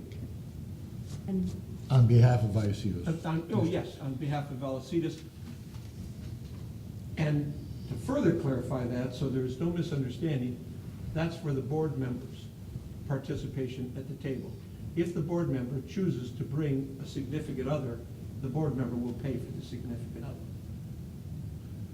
I don't want to get misconstrued. So that would be board members and staff. Yes. Only. Thank you very Only. much. Only. Thank you very much. I would amend my motion to include board members and staff for one table. Director, and Director Hernandez, do you see this as part of our overall outreach initiative? Yes. Yes, I do.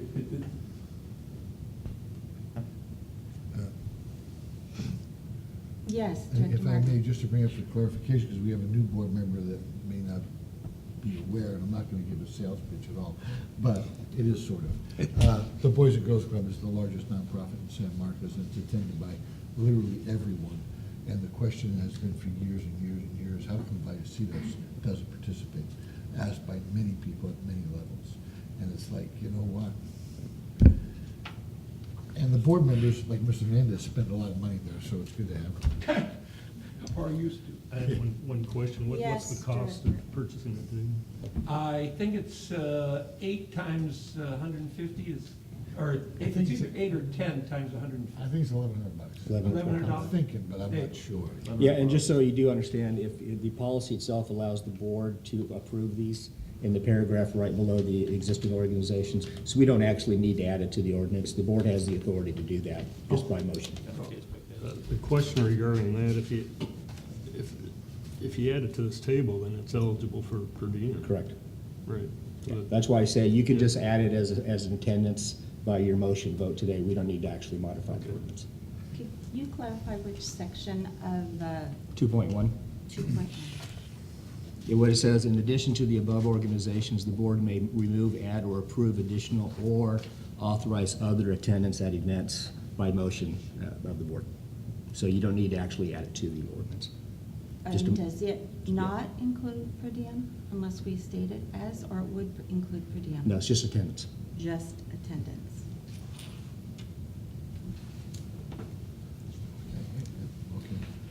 Okay, so I believe we have a motion and a second in front of us. The motion is that the Vallecitos Water District purchase a table at the Boys and Girls Auction for the year 2015, including for the benefit of board members and staff. Right, and except not just for 215, but just put it on the list. Well, and it's not for, it's for the benefit of the community, not for the board members and staff. Okay. So maybe we need to write this motion out so I understand it, what I'm saying. If I could just clarify, the motion Can you is clarify that that, please? the district purchase a table for the board and staff to attend at the Boys and Girls Club. That's all you need to do. No, there we go. Yep, Okay. that's adequate. That's my motion. Second? And then, so the motion's been moved and seconded. Those in favor say aye. Aye. Aye? Aye. Opposed? No. Quick question? Yes. So if it's on this list, and maybe I had this wrong, I didn't understand that per diem would be paid for directors for attending Chamber of Commerce board meetings, being a board member. I brought that up, but from what I'm hearing here, that is already on the list, so it's already per diem. No, it says specifically in the policy that per diems and attendance require separate board action each time for chamber of events. But we wanted to change that. That was what I wanted to do tonight, I just wanted to change that, to make it that if you're a board member of either the Chamber of Commerce or the SMEDC, that if you're a board member attending a board meeting, there is a per diem for it. Because you're attending as your official capacity. You're not attending as Joe the gardener. You're there for the water district. Okay, I'll have to bring the ordinance back to you with that change. So let me make sure I'm clear. If you are our representative and you're a board member at SNEDEC, you would receive a per diem when you went. Yes. The other 5 board members, if you read policy right now, it says because we already belong to that organization, any one of you gets a per diem if you attend. Any organization that we belong to, any of you can attend at any time and receive a per diem. We have, actually, there is a caveat to that. It does say, and I do have the ordinance, San Marcos Chamber of Commerce is on the list. However, it has a caveat that requires board approval for per diem and expense reimbursements. So anytime any of us choose to go to a Chamber of Commerce meeting, we would only get per diem and expenses if the board approved that particular event. Correct. Each time. Correct. What section is that?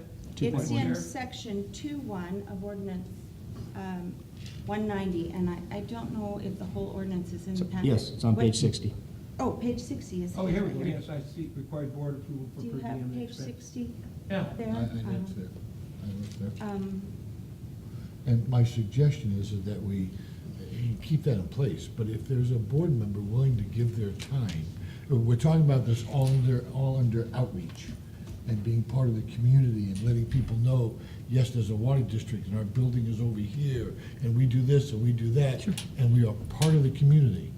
We're partnering with the city, we're partnering with other, that's big outreach to do that, I believe, with the Chamber of Commerce, the Boys and Girls Club, and maybe other ones that come up, but those are the only ones that I can think of at this point.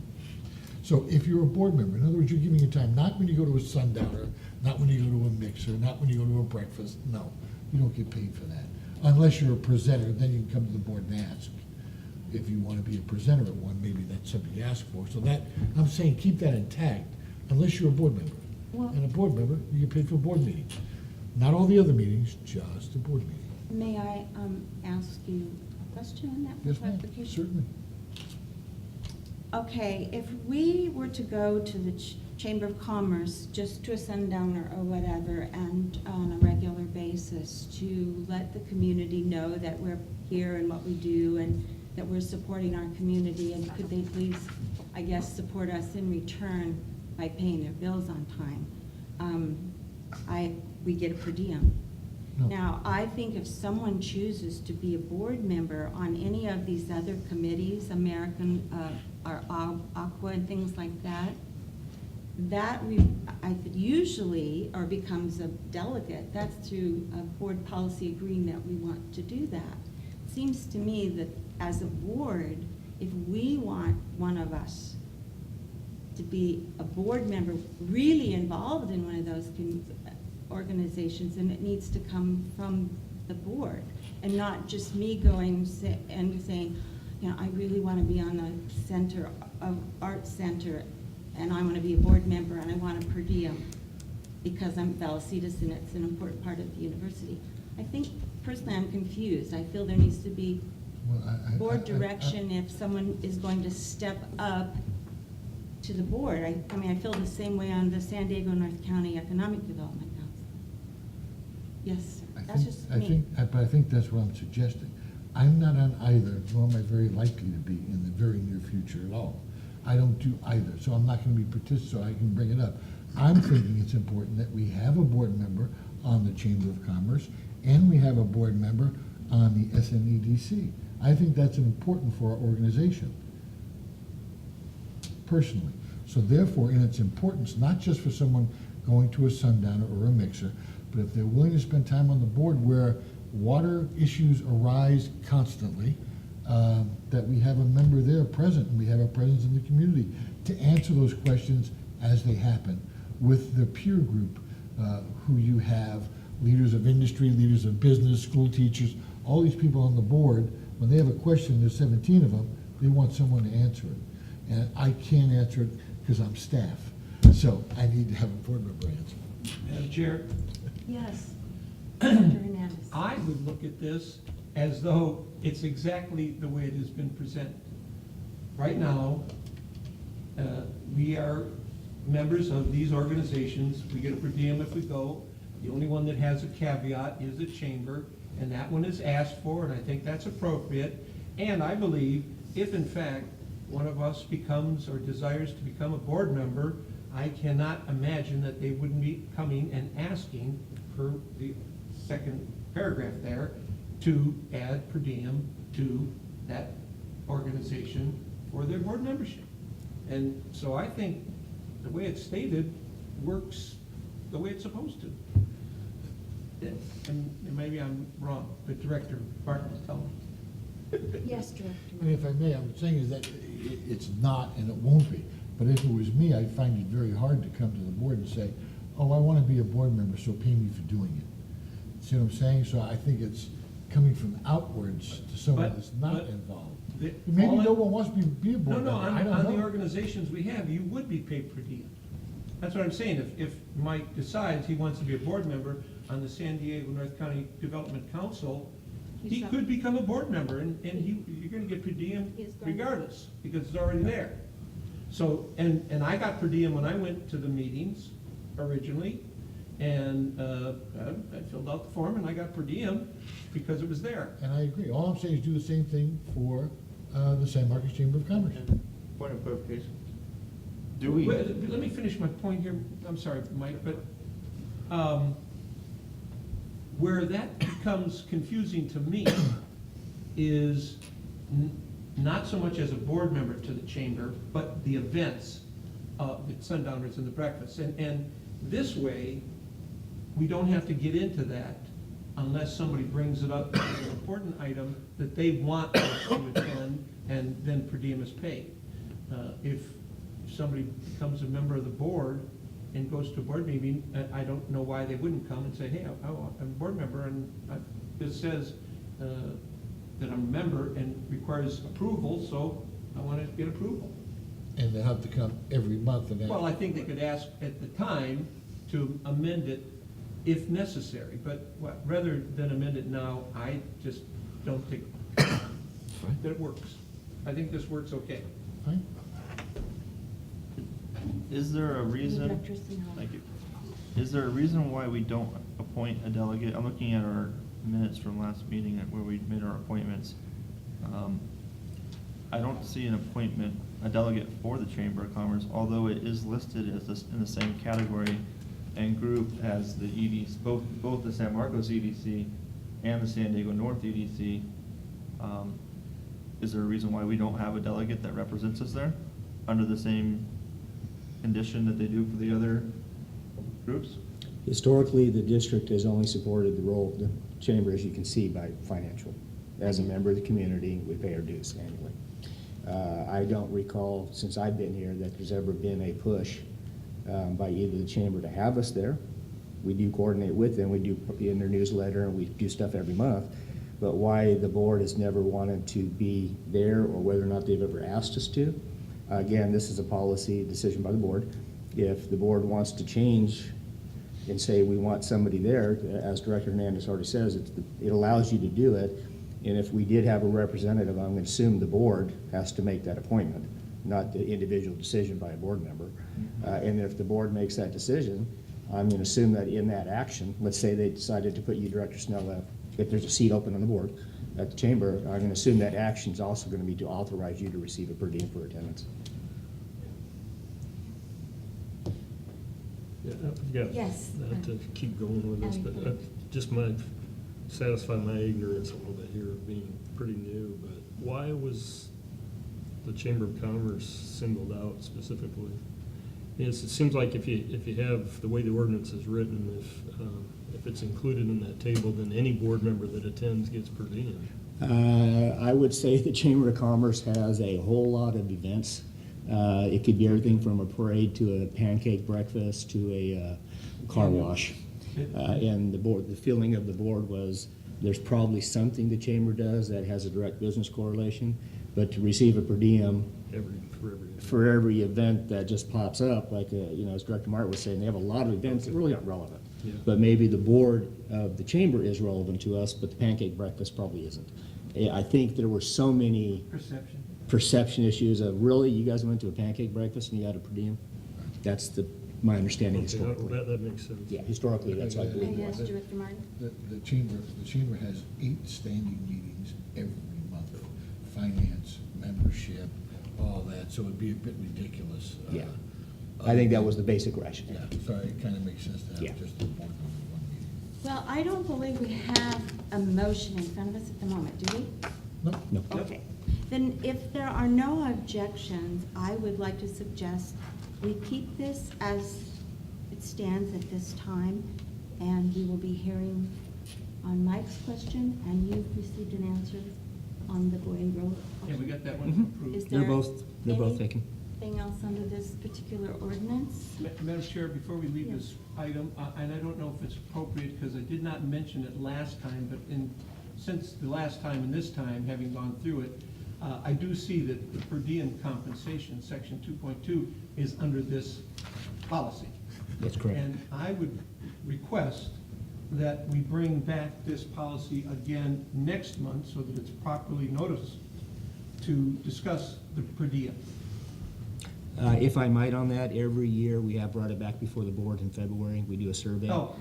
Diane and her group will be completing that survey probably the beginning of February. Perfect. So once we actually have the completed survey, I'll agendize it to bring it back Thank to you the very board. much. Absolutely. Okay, before we go, on page 62, at section 2.5, I would like to see if the board would agree to amendment to eligibility for employee benefits. Currently reads, members of the board shall be eligible for all benefits, the same as full-time regular employees. And when I first ran for this office, I read that, and I read what the employees had received, and not knowing how to find out further, I assumed we would have PERS in retirement. Actually, by law, I believe we're not allowed to do that. So I wondered, just for the benefit of someone reading this, is it possible to simply insert the words, perhaps after benefits, that would say, as allowed by law, or unless excluded by law? Sure. To clarify that, so anyone in the public who sees it has an opportunity to find out what that exclusion is. Do I need to make a motion for that? If there's just a consensus of the board to do that, what I'll do is I'll modify the ordinance and bring it back at the next board meeting. Is there? I noted the same thing. I was gonna bring that up as well, the exact same point.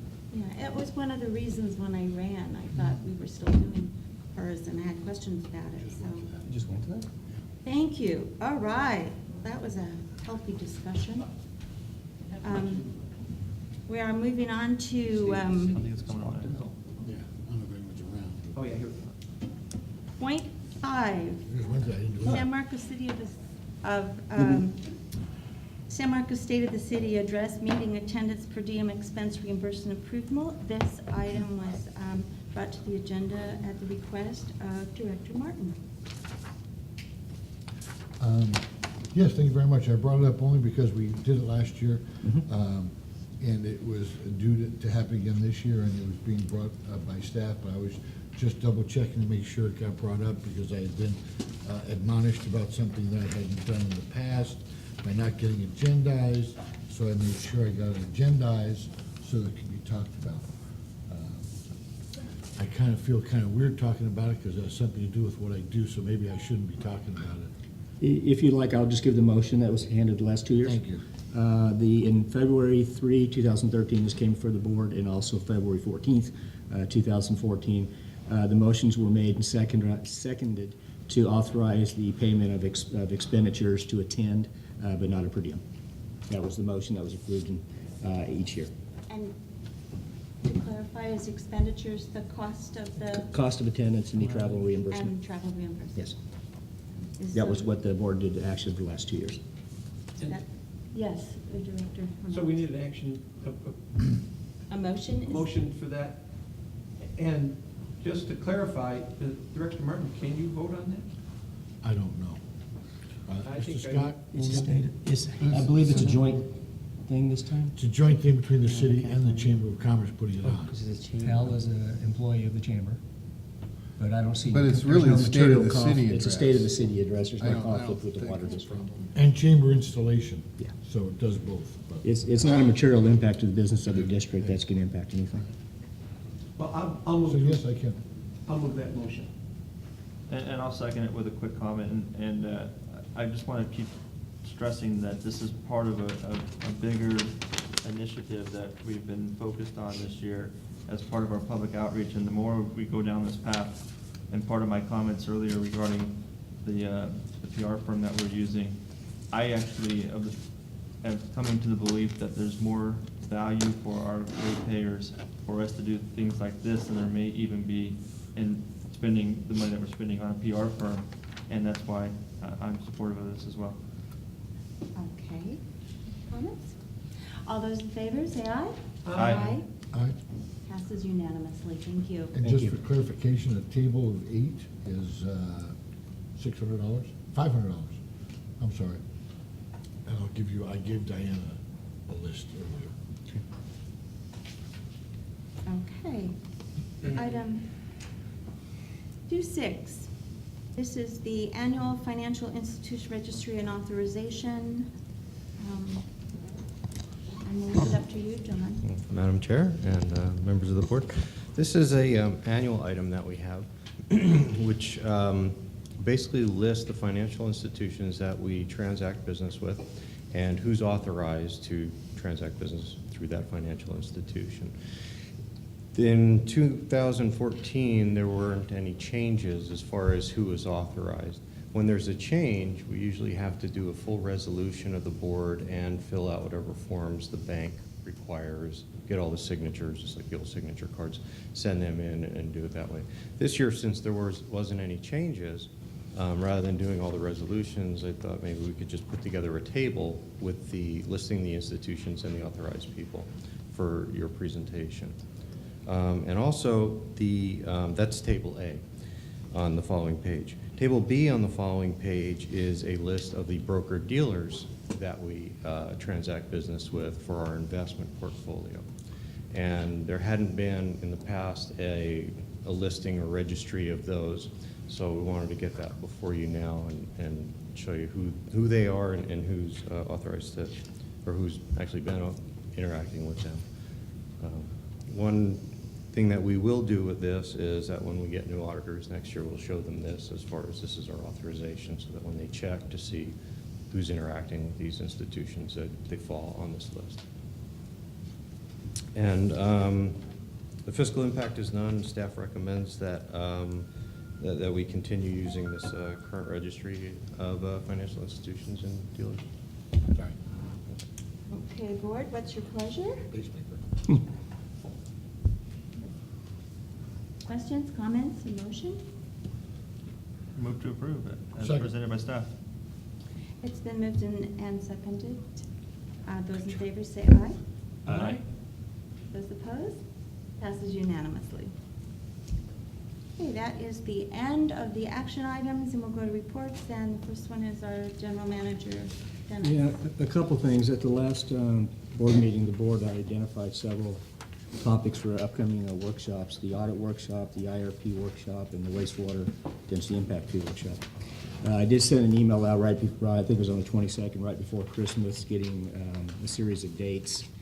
We did finally nail all those dates down. I did send that to you email today.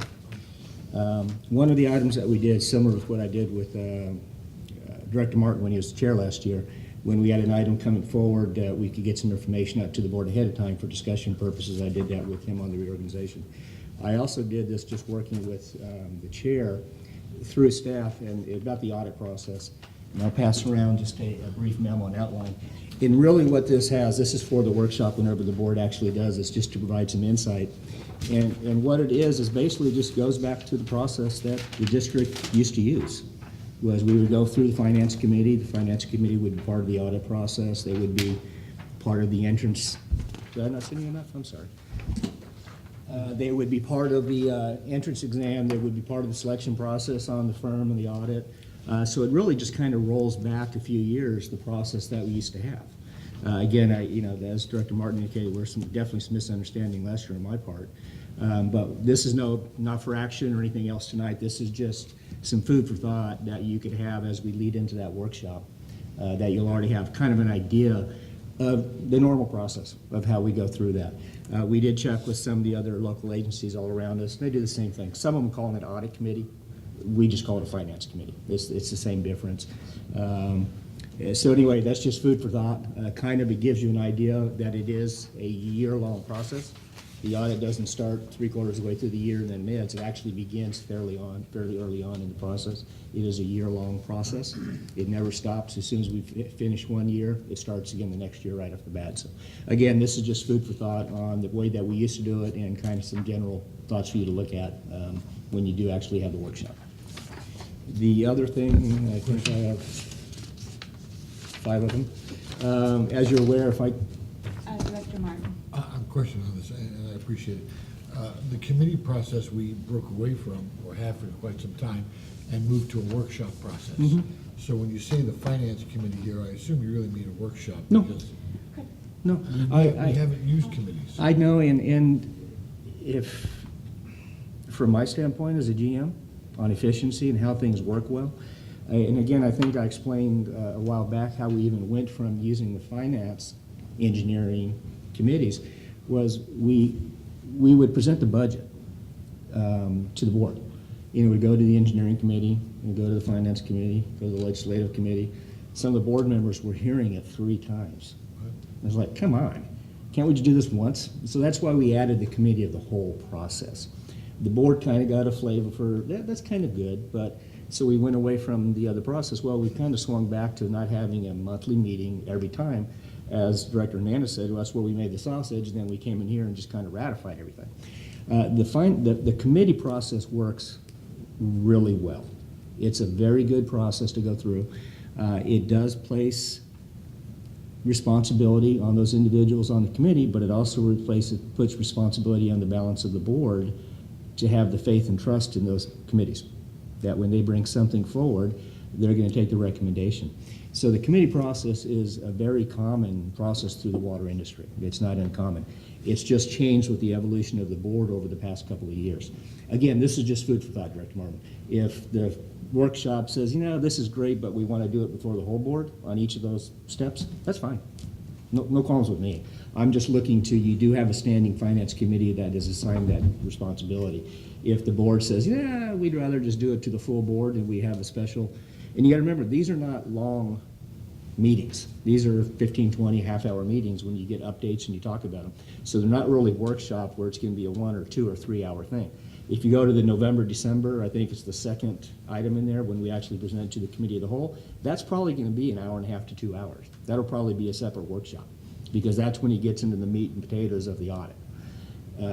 So that might be the whole board. But the interim steps, the audit and review, maybe the finance committee, if the board says no and you want the full board to do it, that's fine. It doesn't sway anything one way or the other. It just provides some efficiency by doing it that way. If I could just add a comment.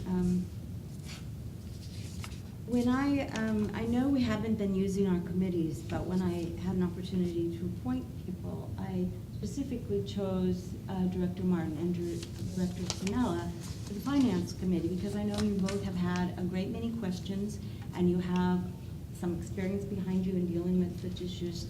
And I feel, especially after reading, I was reading the Speed of Trust by Stephen Covey book that was recommended. And I feel it's important that we work at developing a trust and using our committees. And I think if you are both willing as the chair of the committee, Director Martin, and you as the second member, Director Sinella, I think it would be, and of course, the whole board needs to concur with that, and we can decide that decision actually on the 21st, would be presented to all of us. But my thought was it would be an efficient way to break down a very detailed issue, and it may turn out other board members don't feel it, but that's partly why when Dennis brought it forward, I thought it was a good idea. So I just wanted to throw that out.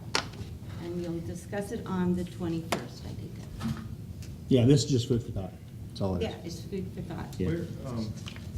Are we still talking about the audit? I mean, that's where the category that we're in right now, right? Oh, it's just under my report. I just presented Okay. this just for food for thought. Yeah, there's And no I did action or what we need discussion to. by the board, really. Is there gonna be an opportunity, Dennis, should the board choose to or desire to include in the new scope of work for this new bid, some going back and looking at 2014 budget audit that we just had done that at least a few of us had mentioned that they were uncomfortable with?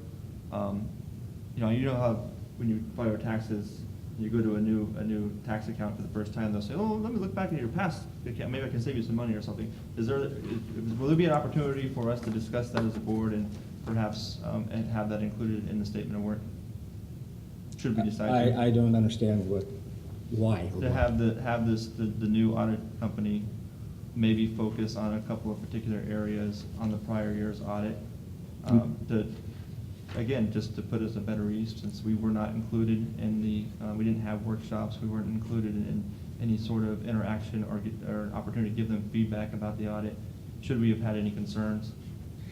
Again, I don't know how to quite address this in a tactful way, to be really honest. Part of what we're going to present, and it says right in there, the GFAOA handbooks on what an audit is. There seems to be an impression that they're going to go in and check this and this and this. An audit looks at the policies that the board has adopted. So we bring before this board every year a series of audits, a series of policies. You have a financial investment policy. You have a policy that you just adopted tonight on who can make these things. You have a policy on where money can go. You have a policy on payables. You have a policy on limits. You have a policy on bids. So when an auditor comes in, is they check all those financials and they see if we're complying with it. There seems to be a desire by the board, maybe I'm wrong here, you're talking about a specific area that you want them to go look at. I'm going to guess it's if we got the deposit on our aluminum cans paid back. Okay. That is not something an audit looks at. You're talking about a specific, separate from the audit procedure, that you want them to go in and look at something you as a board member have concerns over. So if you have concerns that employees are still in fuel, how do we know that the employees only took fuel for the district trucks, and how do we track that? That's a specific target that you want to engage a firm to go look at because you have a concern as a board member. Now, to have an audit firm come in next year and say, we want you to go audit the last year's auditors, I'm not quite sure how we'd go about that, to be perfectly honest. I'm not sure what you're getting at or why. Dr. Hernandez. Perhaps there is a specific item that Director Sinella or anyone else on the board wants, whether it's the finance committee or the finance department, to give to the finance committee to look at, because I too, I mean, if there is an area that was not covered or it wasn't brought clearly out in the audit that maybe is not part of the audit, but certainly our financial side could unravel, I think that's certainly appropriate for a board member to ask and say, hey, by the way, how was that gas? I mean, we had 20 trucks, we had 4,000 gallons. Can you tell me how that went? Or a particular item, I too would be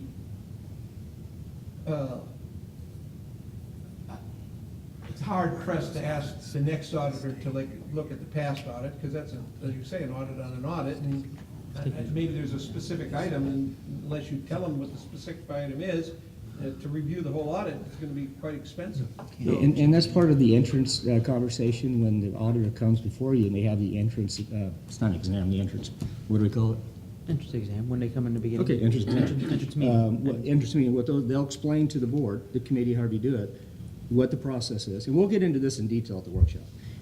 What the process is, what they look at, and then they're gonna ask you a series of very specific questions, which is what we did last time with Director Hernandez as the chair. Are you aware of this? Do you have any concerns with this? This is what we do, this is what we look at, here's how we go about it. Do you have any concerns?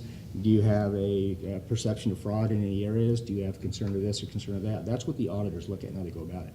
If you have a target area that you just want something evaluated, as Director Hernandez said, staff can do it, an independent firm can do it, or the auditor can do it outside of the scope of the audit. But like I said, I'm still not sure exactly what area or what the concern is specifically to it that you have. Yeah, and that was my question was, sorry, will there be an opportunity to have that discussion with the auditor? Absolutely. And where within this, and you said that was, what section within this timeline that you? I think that was the February, March, where it says entrance audit. I don't have it in front of me. I gave one. We have I don't have. January 1st, we're discussing the purpose of an audit and the request for proposals, and it will include best practice and present the proposed action plan. It's the March. February is the first cut review of proposals by staff for meeting. It's in April. It's in April. Oh, excuse me, May, June. It's the audit entrance meeting. Audit entrance meeting. And at this point, that would be with the finance committee, according to this idea. If that's But what the board chooses. Yeah. Excuse me, Council Jeff. I Scott. just wanted to say that you have an unqualified opinion, an audit, that's been sent to the controller for the state, is filed every year by a qualified firm, okay? It's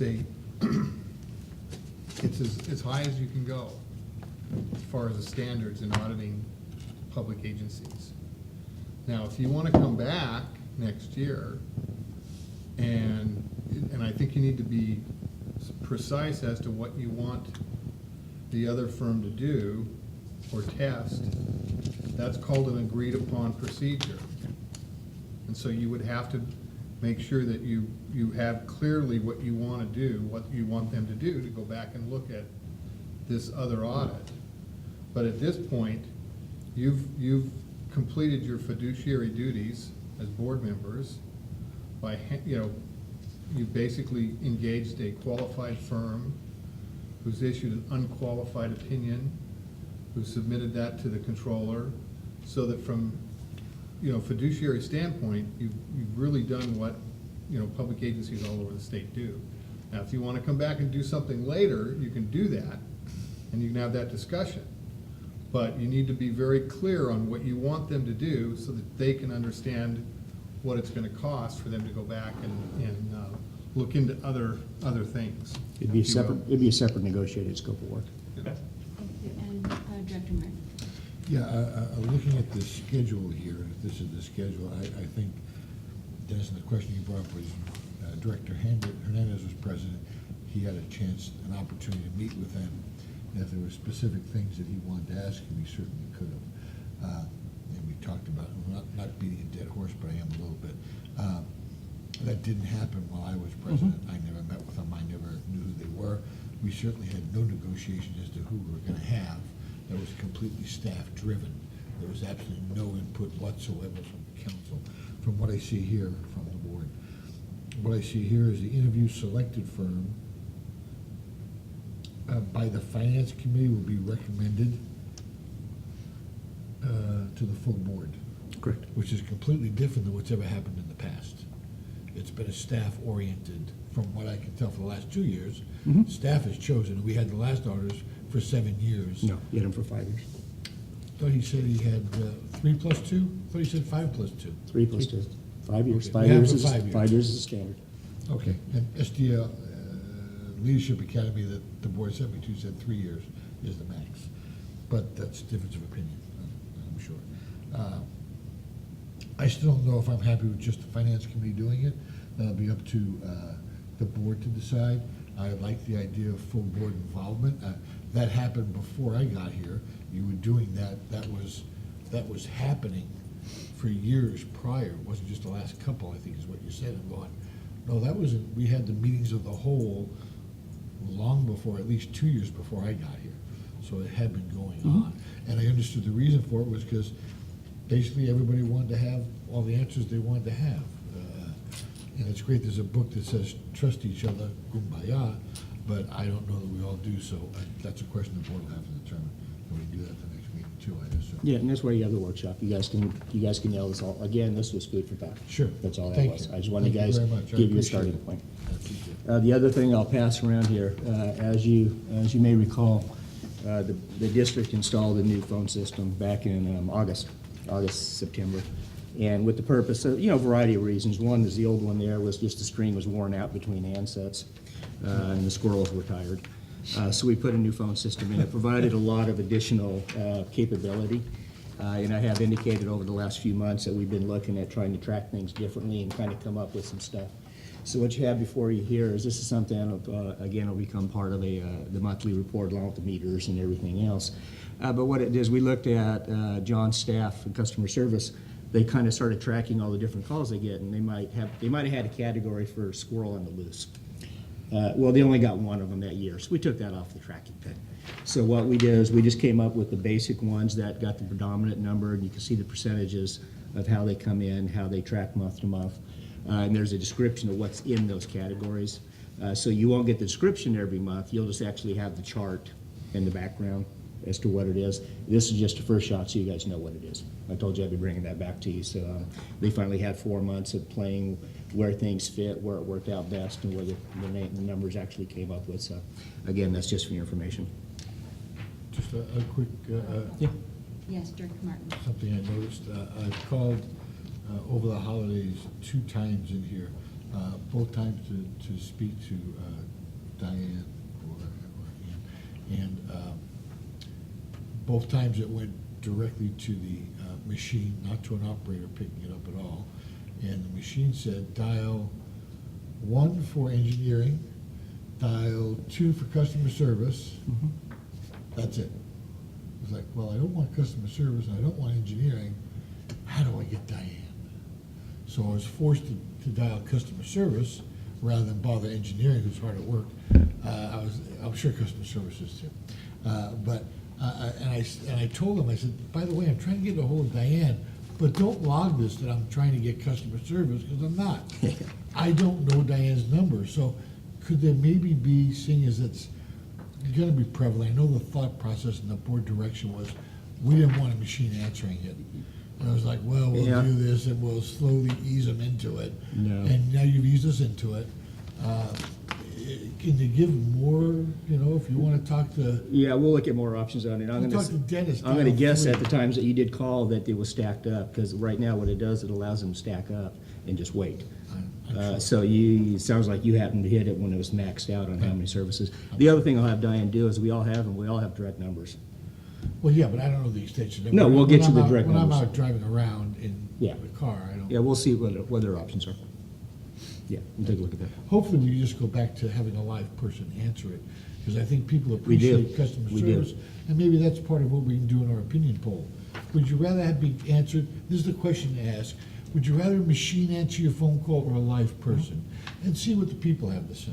Well, we do have 5 people that are answering phones, so again, I what know, I can but- say is you happen to. But I'm just saying, Yeah. 100% of the people would say we'd rather have a live person. Oh, yeah, well, the board gave me that feedback before when we went to the new phone system, so we kept it as a live person. Yeah. Yeah. Thank you.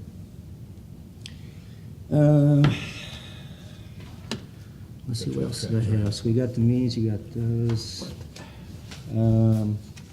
I passed out some information to Director Evans that she will be bringing up in her report. And I believe that's all I have. Madam Chair, Yes. don't we have a workshop on the 12th of July? January. Pardon? January or July? January 19th is January. January 19th is the audit. That's what everybody had The available. 19th? Yeah.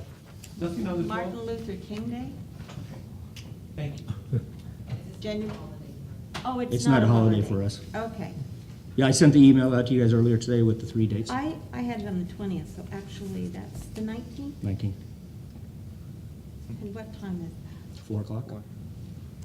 February 11th at 4, March 11th at 5. And why do we do 4-5? Why don't we keep it constant out of curiosity? Director Sinella, when he brought up the issue about the capacity fee one, he asked that it be done as late as possible, instead of the 4 o'clock. So we moved it to 5. Okay, so it's 5 o'clock on what date? March 11th. March 11th? Yes. Are we dark in February? No, we have a meeting on February 11th for the IRP workshop too.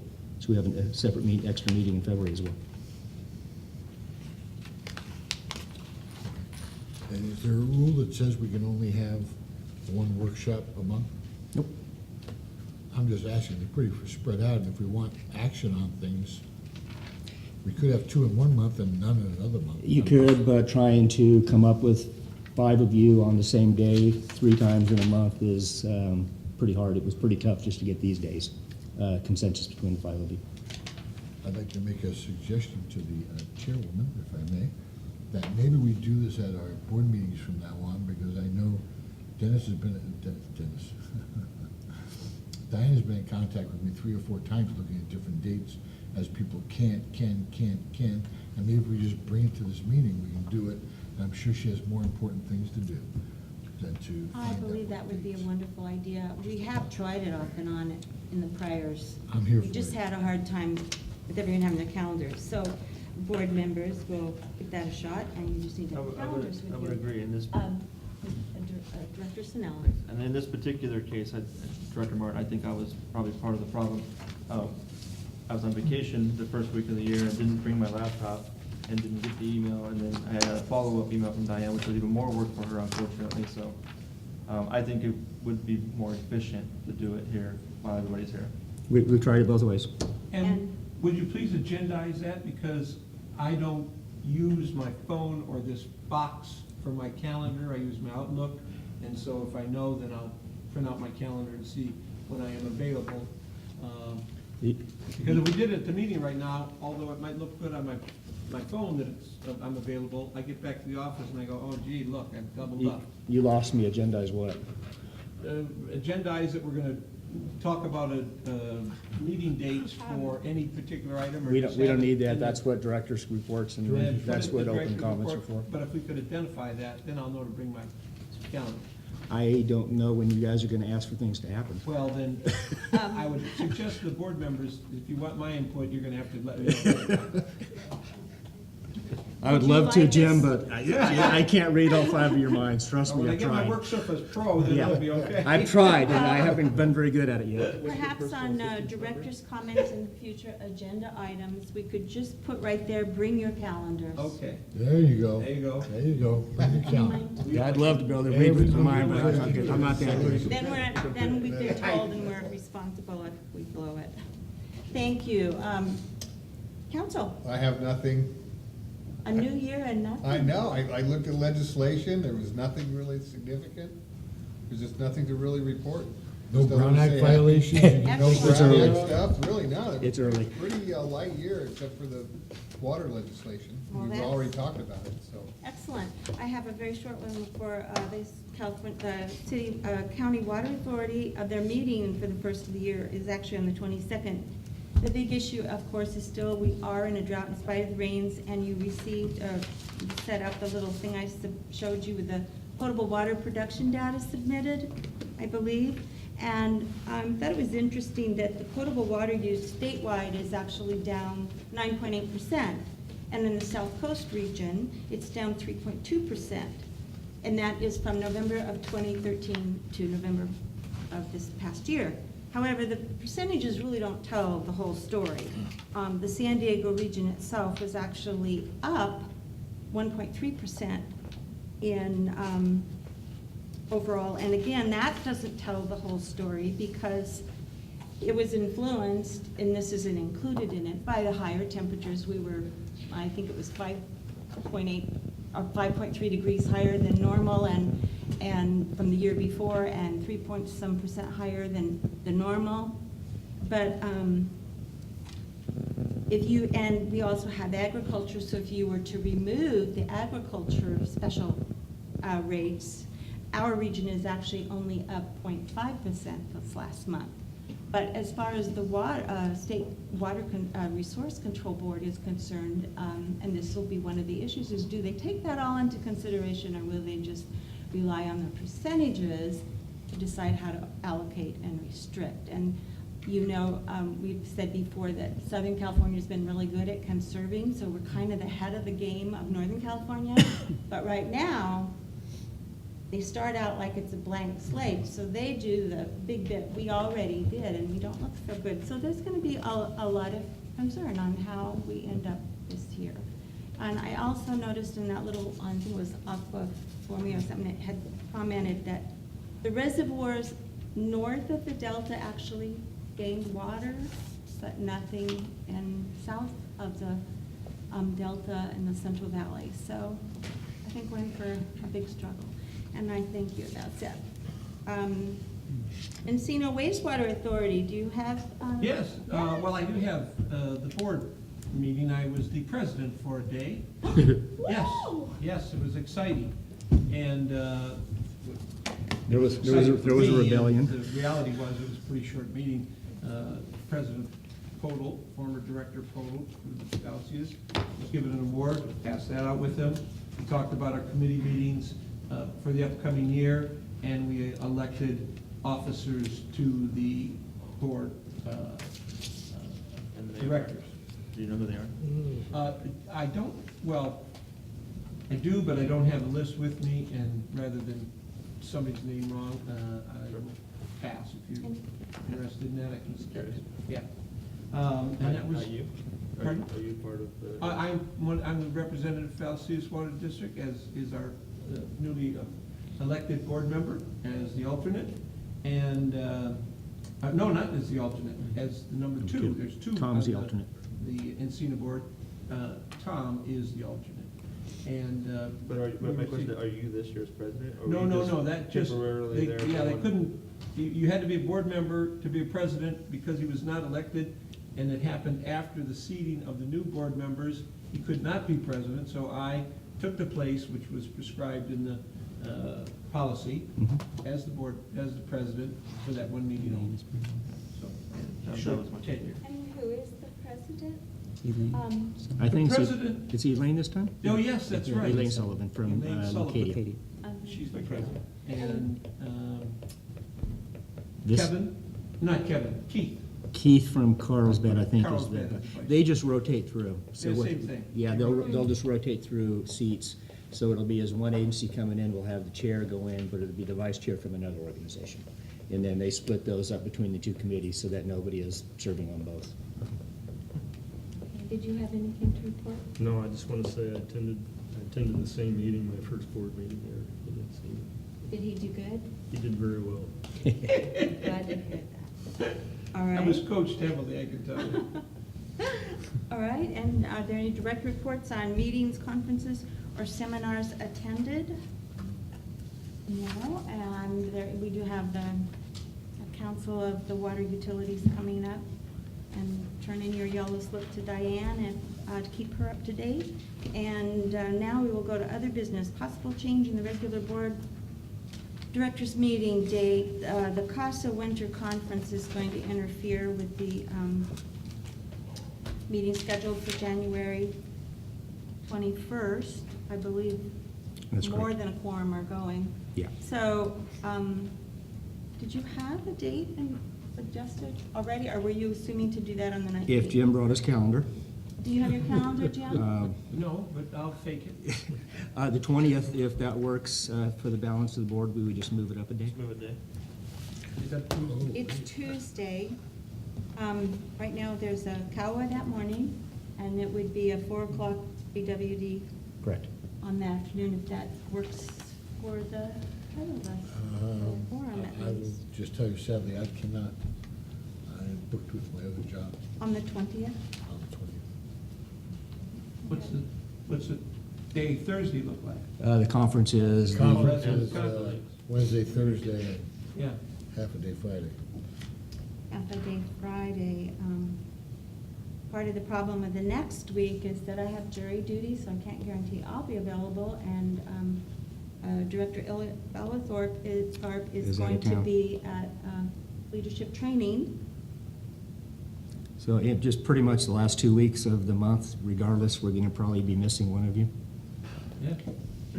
So I got a question, since I've got a newbie question on this, and I know it, Yeah. can I ask? Yes. Sorry, I should have asked for permission. I apologize. At what point, and I know it's probably too late now with CASA because it would cost the district money to probably cancel this later notice, but in my opinion, a board meeting and board business takes precedence over a conference. And if there is a pressing need to have a meeting and we can't come to an alternative date around the conference, then in my opinion, I think we should make the decision to skip the conference and have the board meeting and conduct people's business. And I'll just throw it out there for the board for consideration. Yes, Director Martin. I would kind of agree, unless there's a pressing need to have the board meeting, why have one?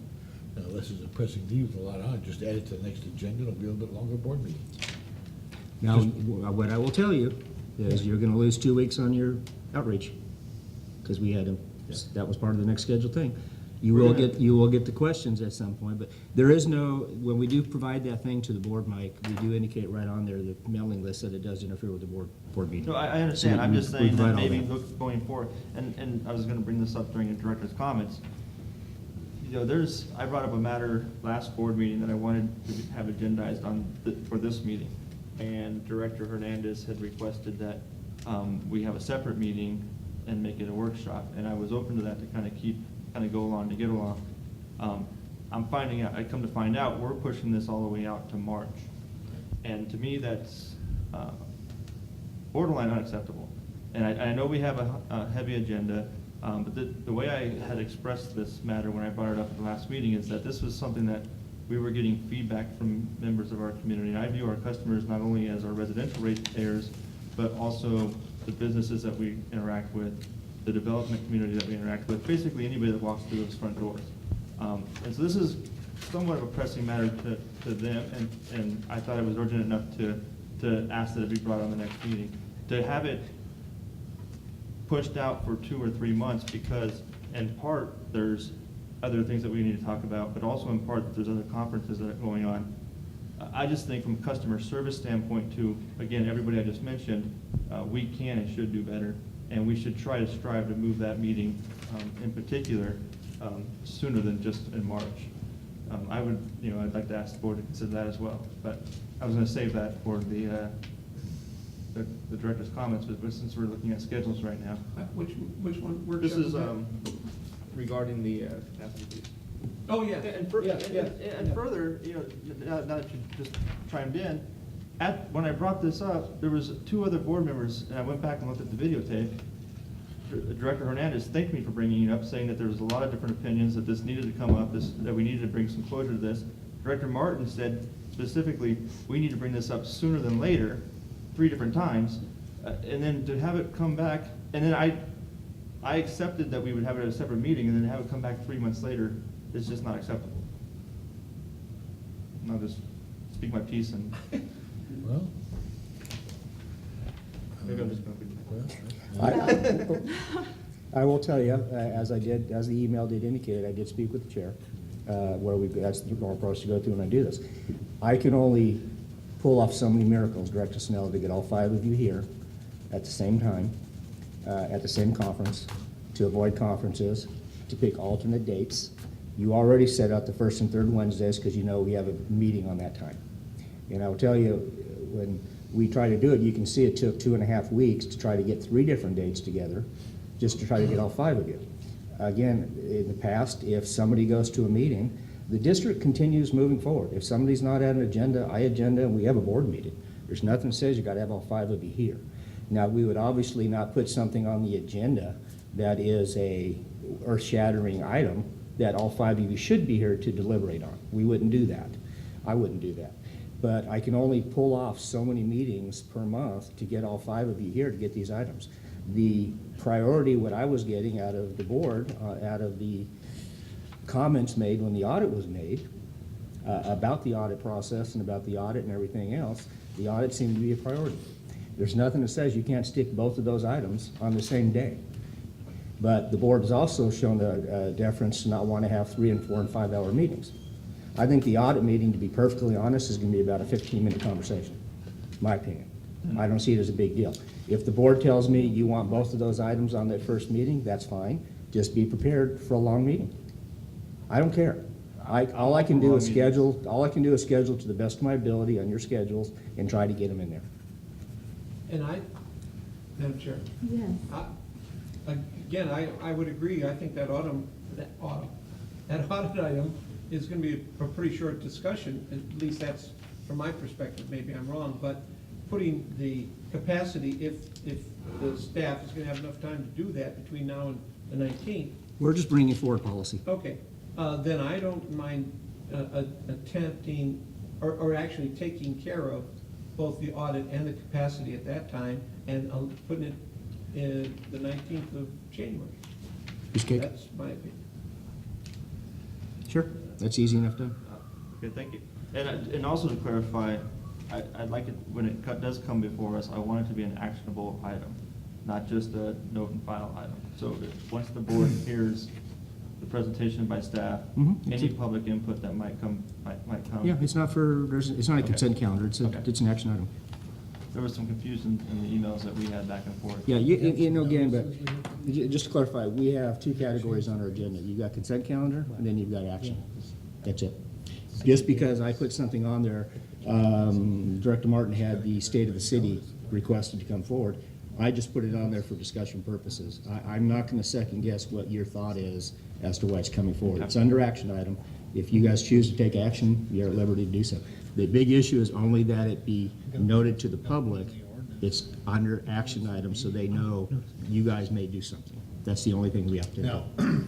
Now, I have a Yes, question. Jeff. If you're gonna change rates, there's a whole thing we gotta go through. We can't just put it on the agenda and then change rates at that meeting. We gotta publish some ordinances that say basically this is, the board is gonna be meeting on this date and maybe considering some changes to this. And we can do that. We just need to. Are fees considered the same as rates?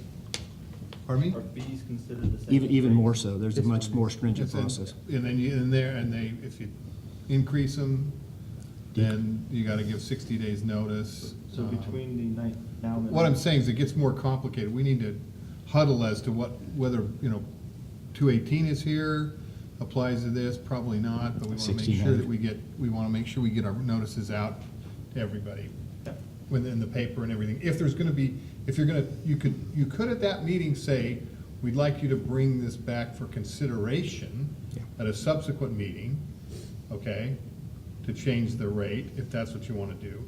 But if you're planning on taking action to change the rate at that meeting, we need to have a little heads up so that we can make sure there's something in the local newspaper. Okay? So. Yes, Director Martin. Yeah, I just, the last time we had this up for discussion, I kind of remember it, but I could be a little foggy, so please help me out, staff, if I'm wrong. We had this discussion, and the way it was set up, I'm sure by the board, was that at one meeting, only those one group could speak, not staff. And at the next meeting, only staff could speak, not the group. It was very odd, because there was no cross-conversation.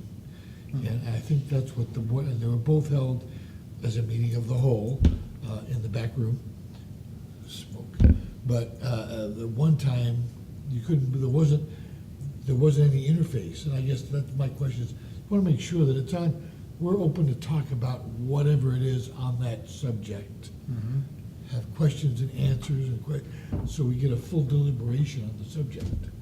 Yeah, the public, when there's an item that's agendized, whether it was back in the committee of the whole or in here, the public always has the authority and the right to speak. The board could not tell them no. What the board can tell them is, please wait until we're done with our discussion at the board level and then ask your questions. But the board would never turn around and tell those people, I sat in those meetings and they never indicated that they couldn't speak. What they did ask was, please wait till the end. At that time on this issue, I think it could have been a litigated thing. Maybe that's how it happened. It may have. Oh, that would have been where, yeah, that was where, I will tell you, Mr. McDonald came in and he wanted to speak to it. And I was Yeah, very I clear. think that's what it was. And- Thinking about it. And I was very clear that we're not gonna discuss that, Mr. McDonald, you're suing us. Right. That could have been that part, Yeah, I think absolutely. that- I'm pretty sure Absolutely. that's exactly what that Absolutely, was. that's what I And would have thinking said. back and relying on. Yeah, So- that, you are correct on that. If he, because he did come in, when we did an update to the board on this discussion, I said, we're not gonna answer your questions. Right. You're suing us. Right. And we're not in that situation now, so we have an open conversation. Yes. Okay, so are we deciding that on the 19th to make it the 4 PM meeting would be on the audit And the fees. and the Yep. fee? That's fine. And it's a discussion Mhm. with action available? Yep. And then the other All right. issue is, do we want to have a board meeting on the 21st or just not have one? I don't have any pressing items coming forward on the 21st. Those are the two pressing items, I believe. The capacity fees and the audit. Oh, I'm just talking about the regular, Regular I'm talking about the regular I- functioning of the Regular district. business. Regular business of the I assume district. the regular meeting would be on the 19th as well, so it would be in for a long meeting then? Well, you don't need I think what's. Yeah, we're just going to move the board meeting to the 19th. You don't need a long board meeting. All right. Yeah, But we're the just gonna move it to the impact 19th. And the audit will be on the Yeah. agenda. Thank you. Just plan on being here for a while. Yeah, I was gonna say, if you can, the things that aren't pressing for the, Oh, no, if I don't need it, I won't put it here. put it on for the next Yeah, one. we'll move it. So we will move the regular board meeting of the 21st. Diane will agendize that for the 19th at 4 PM. Thank Okay. you. And if yeah. Mr., I'm sorry. Yes, Director. And if, Mr. Scott, if the board makes a decision that they'd like to place this on a future agenda, what date is the earliest future agenda they could place it on? 30 days? It depends on what you guys want to do. Well, if you want to adjust the rates, my suggestion would be 30 days. Give us an opportunity to make sure we've got any ordinances and things like that that we need to get out. But let me just caution the board, you've got two issues here. You've got AB 218, which is rates. That's what we have to do every year when we say Right. we're gonna raise water, we're gonna say sewer. If you modify capacity fees, that falls under AB 1600. AB 1600 says you need a nexus study, you need all of the documentation to justify it, to show Right. it, and what the basis is. You're not gonna do that in 30 days. Exactly. It ain't gonna happen. Okay? So I think you need to figure out what your direction, what your conversation is on the 19th, and then we'll give you, We can give you. we'll give you some- guidance at Yeah, that we can give you point. some guidance and information on Yeah. that. If we were looking for direction in either Yeah. increase or decrease, any change Right. whatsoever, how long would it take to make that Correct. happen? Yeah. Correct. Okay, so consensus, we're moving to the 19th for, that'll be a regular board meeting? Regular And board we're just meeting on gonna the add those two 19th, 4 items? PM at this time. Yeah, okay. All right. Item 5.1, director's comments or future agenda items. Are there any? I have one. Yes, And Director Martin. I know next, at our next meeting, Tom is gonna give us his drought update, which I'm very excited about hearing. And I'm just wondering, as I drive around and as I look at water consumption, and I see our trucks, and I see the school district trucks, and I see the city trucks, and I don't see signs on them saying, save our water, or drought, or things we talked about doing. Are we just not doing them, or is it? No, we're working with all of them. Why Some we on our haven't, trucks. I, We have on our trucks. we definitely have them on our trucks. I saw 3 trucks today working and didn't see a truck sign on it. Maybe I was on the wrong side of the truck. It's in the back.